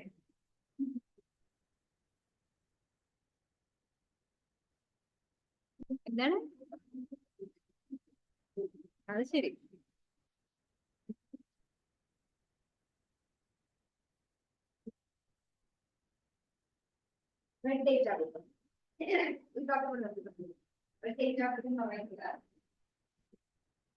IUCN ഇടക്കുന്ന ബുക്കാട്ടോ. IUCN, international union for conservation of nature. ഇതാണ് IUCN. They release that red data. Red data book എന്ന് പറയുന്നത് നമ്മൾക്ക് ഓവർ എർത്തിലെ ഏത് സ്പീഷീസ് ആണോ നമ്മൾക്ക് ഏതെങ്കിലും രീതിയിൽ അവർക്ക് എന്തെങ്കിലും അവരുടെ കൺസർവേഷൻ ബാധിക്കുന്നത്, അല്ലെങ്കിൽ ഏതെങ്കിലും സ്പീഷീസിന് എന്തെങ്കിലും ബുദ്ധിമുട്ടുകളുണ്ട്, അവരെന്ത് ചെയ്യുന്നുണ്ട്, അവരുടെ population കുറഞ്ഞുകൊണ്ടാണ് ഇരിക്കുന്നതെങ്കിൽ that category will come under red data. Red data എന്ന് പറയുന്നത് danger, that means that species which are dangerously low, dangerously എന്ത് ചെയ്യുന്നത്, അവരുടെ പോപ്പുലേഷൻ നമ്പർ കുറഞ്ഞുകൊണ്ട് വരുവാണെന്നുണ്ടെങ്കിൽ they will get the red data. അപ്പൊ red data ബുക്കിലുള്ളത് അതിന്റെ റീസൺ എന്താണെന്ന് വെച്ചിട്ടുണ്ടെങ്കിൽ red data ബുക്ക് ചെയ്തിട്ട് ആനിമൽസോ പ്ലാന്റ്സോ ഉണ്ടോ ആ ആനിമൽസ് പ്ലാന്റ്സ് എന്ത് ചെയ്യുന്നുണ്ട്, നമ്മൾ തിരിച്ച് കൺസർവേഷൻ റിപ്പോർട്ട്സ് കൊടുക്കും. ദാറ്റ് മീൻസ് കൺസർവേഷൻ ഏജൻസിന്റെ സ്റ്റെപ്സ് എടുത്ത് അവർ എന്ത് ചെയ്യുന്നുണ്ട്, പോപ്പുലേഷൻ നമ്മൾ ഇൻക്രീസ് ചെയ്യാൻ നമ്മൾ ശ്രമിക്കും. സോ ഇൻക്രീസ് വന്നു കഴിഞ്ഞാൽ എന്ത് ചെയ്യുന്നുണ്ട്, 2 types of pages ഉണ്ട് റെഡ് ഡേറ്റ ബുക്കില്. പിങ്ക് പേജസ് ഉണ്ട്, ഗ്രീൻ പേജസ്. പിങ്ക് പേജസ് എന്ന് പറഞ്ഞിട്ടുണ്ടെങ്കിൽ നമ്മുടെ പോപ്പുലേഷൻ കുറഞ്ഞു വരുന്ന ആനിമൽസ് കുറച്ചിപ്പോൾ പിങ്ക് പേജസ്. നമ്മൾ പിങ്ക് പേജസ് എല്ലാവർക്കും നമ്മൾ ചെയ്യുന്നത് കൺസർവേഷൻ റിപ്പോർട്ട്സ് ഒക്കെ ഇട്ട് എന്ത് ചെയ്യുന്ന പോപ്പുലേഷൻ ഇൻക്രീസ് ചെയ്ത് വരുന്നത്. ഇൻക്രീസ് ചെയ്ത് വരുന്ന അവർ ഡേറ്റ് ലെവൽ കഴിഞ്ഞാൽ എന്ത് ചെയ്യുന്നത്, ഗ്രീൻ പേജസ്. അവർ എന്ത് ചെയ്യുന്നത്, green pages. Why they are not using the book and website? അവർ എന്ത് ചെയ്യുന്നുണ്ട്, സ്റ്റിൽ അവർക്ക് ചാൻസ് തിരിച്ച് പോകാനായിട്ട്. ഓക്കെ, അതുകൊണ്ടാണ് അവരെ still the red data book തന്നെ ഗ്രീൻ പേജസ് ആയിട്ട്. These are two kinds of things. Red data book has pink pages and has green pages. So this is our red data book. Dangerously lower population. Our population dangerously reduced ചെയ്യുവാണെന്നുണ്ടെങ്കിൽ they will enter into red data book. If their population is highly reduced, they will be entered the pink pages and conservation efforts will be given to that population, and thereby their population will be increased. And increase in the current manner they will be entered into the green pages. Okay, this is about the red data book. This is what I use. First reason I so ഇനി ഇതിൽ പറയാനുള്ളത്, നമുക്ക് red data ബുക്കില് entry ചെയ്യുന്നത് on the basis of these 9 categories. On the basis of these 9, these actually 7 categories.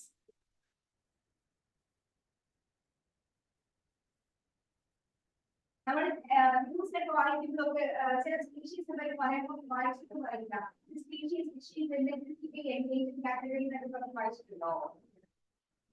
നമ്മൾ ചെറിയ ഏതെങ്കിലും species ഒക്കെ വായിക്കുമ്പോഴത്തേക്കും species critically endangered category, endangered category, concern category, ഇതൊക്കെ പറയുന്നത് ഒന്ന് basis of red data book. ഈ പറയുന്ന റെഡ് ഡേറ്റ ബുക്കില് അവർ എൻട്രി ചെയ്തേക്കുന്ന കാറ്റഗറി ഏതാണെന്ന് വെച്ചിട്ടാണ് പറയുന്നത്. ഓക്കെ, ഇനി ഇതിൽ എങ്ങനെയാണ് ആ കാറ്റഗറി വരുന്നത്? So first one is extinction. First one is എക്സ്റ്റിങ്ക്ഷൻ.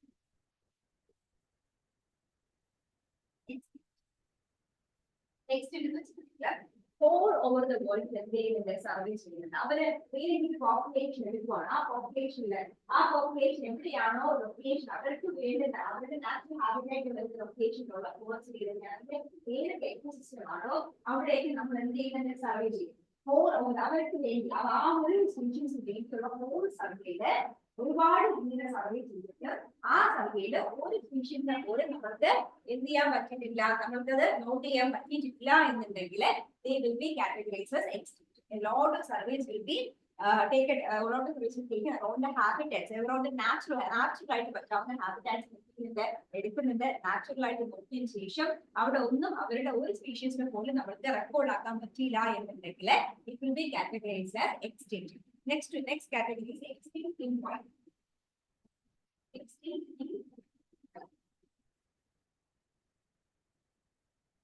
in wild എന്ന് വെച്ചിട്ടുണ്ടെങ്കിൽ നമ്മൾക്ക് സൂര്യൻ എന്താ പറയാ that means നമ്മൾ എന്ത് ചെയ്യാ external നേരത്തെ പറഞ്ഞ പോലെ എന്താ പറയാ എക്സിക്യൂട്ടീവ് കൺസിഡറേഷൻ that means സൂര്യോ ബൊട്ടാണിക്കൽ ഗാർഡനോ അല്ലാതെ അവരുടെ നാച്ചുറൽ ഹാബിറ്റാറ്റ് നടക്കുന്ന പ്രദേശം ഒന്നും എന്തില്ല ആൾക്കാർ റെക്കോർഡ് ചെയ്യാൻ പറ്റിയിട്ടില്ല എന്നുണ്ടെങ്കിൽ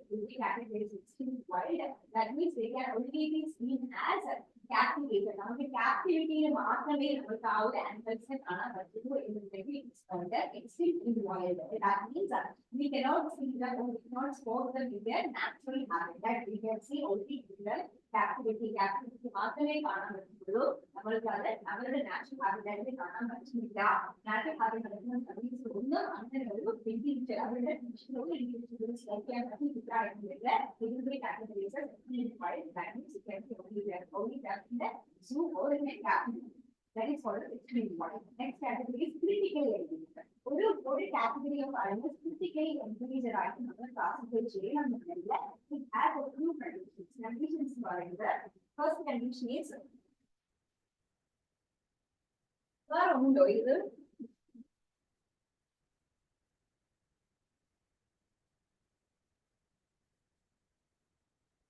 critically endangered ആയിട്ട് classify ചെയ്യുന്ന conditions ആണ്. First condition is number of individuals, the total number of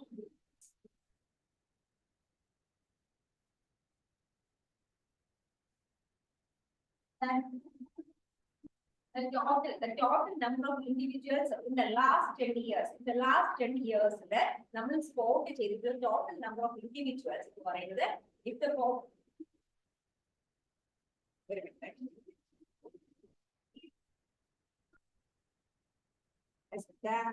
less than total number of individuals less than 50. Current after last 10 years current total number of individuals എന്ന് പറയുന്നത് less than 50 ആണ്. Current total number of individuals less than 50. And second condition is the reduced production, so reduced population reduction. Population reduction എന്ന് പറയുന്നത് so first condition is നമ്മൾക്ക് കാണാൻ പറ്റുന്ന total number of individuals is less than 50. That means maximum എത്രയേ ഉള്ളൂ 50 എണ്ണത്തിനെ കാണാൻ പറ്റുള്ളൂ. Second condition is the total population reduction in the last 10 വർഷം കൊണ്ട് അവരുടെ population 90% reduce ആയിട്ടുണ്ട്. Okay, second എന്താ പറയാ that is the second condition. So the last 10 years our population, if their population has reduced by 90%. Okay, so first condition is the total current number of individuals is 50, less than 50, maximum is 50. And second condition is the total population reduction has been around 90% over the last 10 years. And the third condition is third condition is in the next 10 years നമ്മൾക്ക് ഇനി വരാൻ പോകുന്ന അടുത്ത 10 വർഷത്തില് അവരുടെ extinct in wild, that means extinct wild എന്തായിരുന്നു natural ഹാബിറ്റാറ്റിൽ ഒന്നുമില്ല അവരെവിടെ മാത്രമേ കാണാൻ പറ്റുള്ളൂ ക്യാപ്റ്റിവിറ്റിയിൽ മാത്രമേ കാണാൻ പറ്റുള്ളൂ. So ഇതിന്റെ അടുത്ത് വരാൻ പോകുന്ന in the next 10 years the probability for extinct in wild is around 50. 50% probability വരുന്നത്. So that means ഏതൊക്കെയാണ് first condition First condition എന്തൊക്കെയായിരുന്നു നമുക്ക് total number of individuals is maximum 50 or less than 50. Next is the last 10 years, last 10 വർഷം കൊണ്ട് population reduction എത്രയായിരുന്നു 90% reduce ചെയ്തു. Third is probability for extinct in wild in the next 10 years. അടുത്ത 10 വർഷത്തിലെ അത് extinct in wild ആയി പോകാനുള്ള probability എന്ന് പറയുന്നത് 50%, 50%. These are the three conditions. If these three conditions are satisfied, they will be categorized as critically endangered. Next one is endangered category. Endangered category means അവരുടെ conditions എന്ന് പറയുന്നത് currently ഉള്ള population, current population എന്ന് പറയുന്നത് 100 അല്ല 250. Number of individuals is 250. Currently നമ്മൾക്ക് പറയാവുന്ന number of individuals എത്രയുണ്ട് 250 മാത്രമേ ഉള്ളൂ. Second condition is in the last 10 years their population has been reduced by 70%. And next is probability of extinction while in the next 20 years is 20%. That is a critically endangered category. Condition first one is number of mature individuals is less than 250, maximum 250 മാത്രമേ വരുന്നുള്ളൂ. Next is reduced population. Population reduction എന്ന് പറയുന്നത് in the last 10 years is over 70%. Over 70% എന്ത് ചെയ്തിട്ടുണ്ട് reduce ചെയ്ത് കഴിഞ്ഞു. Next is probability for extinction in wild extinction wild ആകാനുള്ള probability in the next 20 years 20%. That is for endangered. Next one is vulnerable. Vulnerable condition എന്ന് പറയുന്നത് the current population is less than 10,000. Current population less than 10,000 and the current reduced population of the last 10 years is 50% and the probability for extinction in the wild in the next 100 years is 10%. So these are ഈ മൂന്ന് category, ഇത് മൂന്നുമാണ് നമ്മൾക്ക് എന്ത് ചെയ്ത conditions ഉള്ളത്. Conditions for critically endangered condition എന്തൊക്കെയായിരുന്നു? Number of individuals is current number of individuals is less than or equal to 50. Their population reduction in the last 10 years is more than 90%. The probability for extinction in the wild is in the next 10 years is 50%. Next one is endangered case for number of current individuals is less than or equal to 250. The reduction population last 10 years is 70, more than 70%, and the probability for extinction in wild agala probability in the next 20 years is more than 20%. Next one is vulnerable. The current number of individuals is less than or equal to 10,000 population 10,000 വരുന്നുണ്ട്, and the reduction population in the last 10 years is more than 50%, and the probability for extinction in wild is the next 100 years is 10%. So these are three conditions and they are already repeated previous questions are ചോദിച്ചിട്ടുള്ളത്. Repeated previous question ചോദിച്ചിട്ടുള്ള area ആണിത്. നമ്മൾക്ക് ഇത് ഓർത്ത് വെക്കാം. Next is near threaten. Near threaten എന്ന് പറയുന്നത് near threaten നമുക്ക് എങ്ങനെ കാറ്റഗറൈസ് ചെയ്യാം? നമ്മൾക്ക് ഈ പറയുന്ന കണ്ടീഷൻസ്, ഇപ്പൊ പറഞ്ഞ കണ്ടീഷൻസ് എല്ലാം നോക്കും. If that category or if that species doesn't come under any of the conditions, that means any of the critically endangered, vulnerable, but still എന്താണ് it has a threat for എന്താ പറയാ ഈ പറയുന്ന reduction population threat ഒരുപാടുണ്ട്, but still എന്തല്ല ഈ പറയുന്ന critically endangered, vulnerable categories വന്നില്ല എന്നുണ്ടെങ്കിൽ it is called as near threatened. അത് എന്തായിട്ട് മാറും? near threatened പോകുന്നുണ്ട്. Least concern means if the species doesn't come under any of the above category, പറയുന്ന extinct wild or critically endangered or endangered vulnerable or threatened അല്ല എന്നുണ്ടെങ്കിൽ it be categorized as least concern. Data deficient means data എന്തില്ല, അതിനെപ്പറ്റി നമ്മൾക്ക് എന്ത് ചെയ്യാം, അതിനെപ്പറ്റി നമ്മൾക്ക് ഇൻഫർമേഷൻ കിട്ടാനുള്ള ഡേറ്റ അവൈലബിൾ ആയിട്ടില്ല എന്നുണ്ടെങ്കിൽ it is called as data deficient. Not evaluate means ഏതെങ്കിലും സ്പീഷീസിനെ പറ്റി ഇതൊരു ഇവാലുവേറ്റ് ചെയ്തിട്ടില്ല എന്നുണ്ടെങ്കിൽ എന്താണ് it is not evaluate. ഇത് നോട്ട് ഇവാലുവേറ്റ് ഒരുപാട് സ്പീഷീസ് ഉണ്ട് കേട്ടോ. നോട്ട് ഇവാലുവേറ്റ് ഡേറ്റ ഡെഫിഷ്യന്റും ആണ് ഒരുപാട് സ്പീഷീസ് വരുന്നത്. ക്ലിയർ? ഒന്ന് പെട്ടെന്ന് എഴുതിക്കേ. Red data book. It is a book. It is a loose leaf volume of information. It is a loose leaf volume of information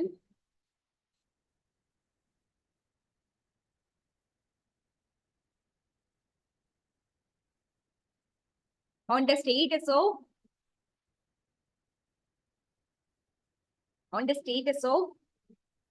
many kinds of species. On the status of many kinds of species. It is issued by IUCN. It is issued by IUCN. Next point, pink pages. Pink pages. Pink.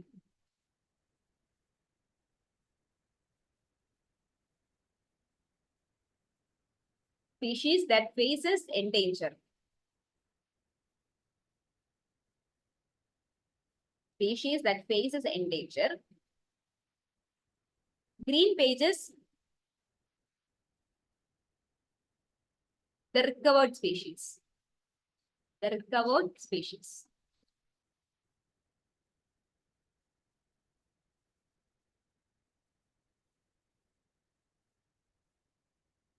Classification. Extinct and extinct wild ആദ്യം എഴുതിക്കോ. അതില് definition വേണ്ടല്ലോ, അറിയാലോ extinct, extinct wild അറിയായിരിക്കുമല്ലോ. Extinct എന്ന് പറയുമ്പോഴത്തേക്ക് നമുക്ക് കാണാനേ പറ്റില്ല. Extinct wild can only be seen in captivity. Critically endangered conditions എന്തിക്കോ. Critically endangered. First one is extinct. Next one is extinct in wild. Third one is critically endangered.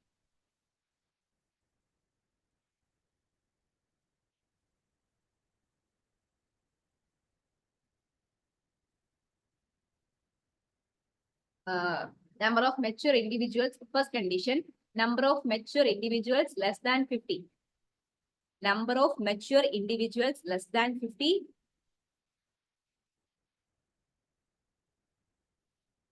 Reduction in population in last 10 years.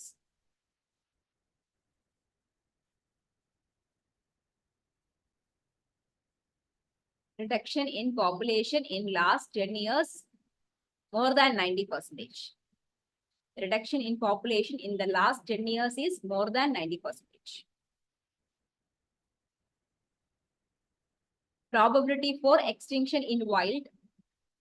Probability for extinction in wild.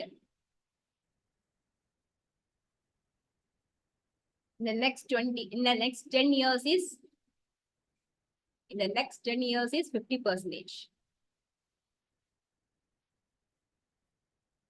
Probability for extinction in wild in the next 10 years is 50%. Next is endangered.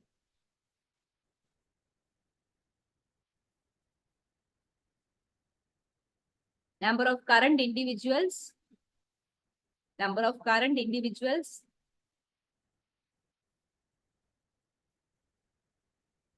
Less than 250.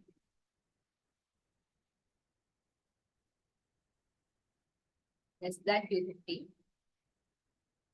The reduction in population in last 10 years is, the reduction in population in last 10 years is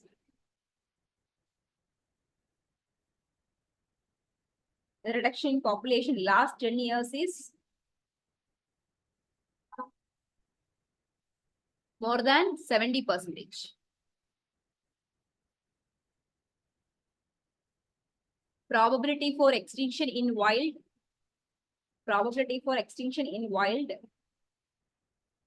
The next 20 years is 20%. In the next 20 years is 20%. Next is vulnerable. Number of current individuals less than 10,000.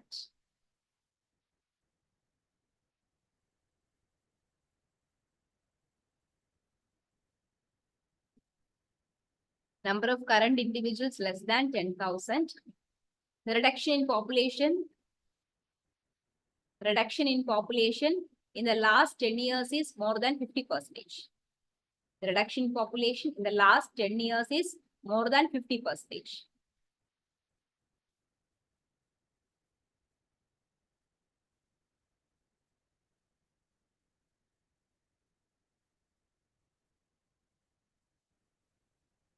Probability for extinction in wild. Probability for extinction in wild.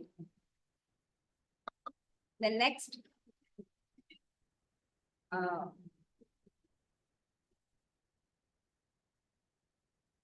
100 years is 10%.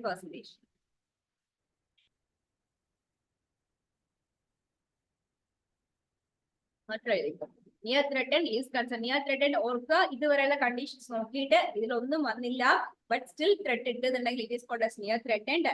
Least concern, above condition ഒന്നും വരുന്നില്ല എന്നുണ്ടെങ്കിൽ least concern. Take a decision when not evaluated.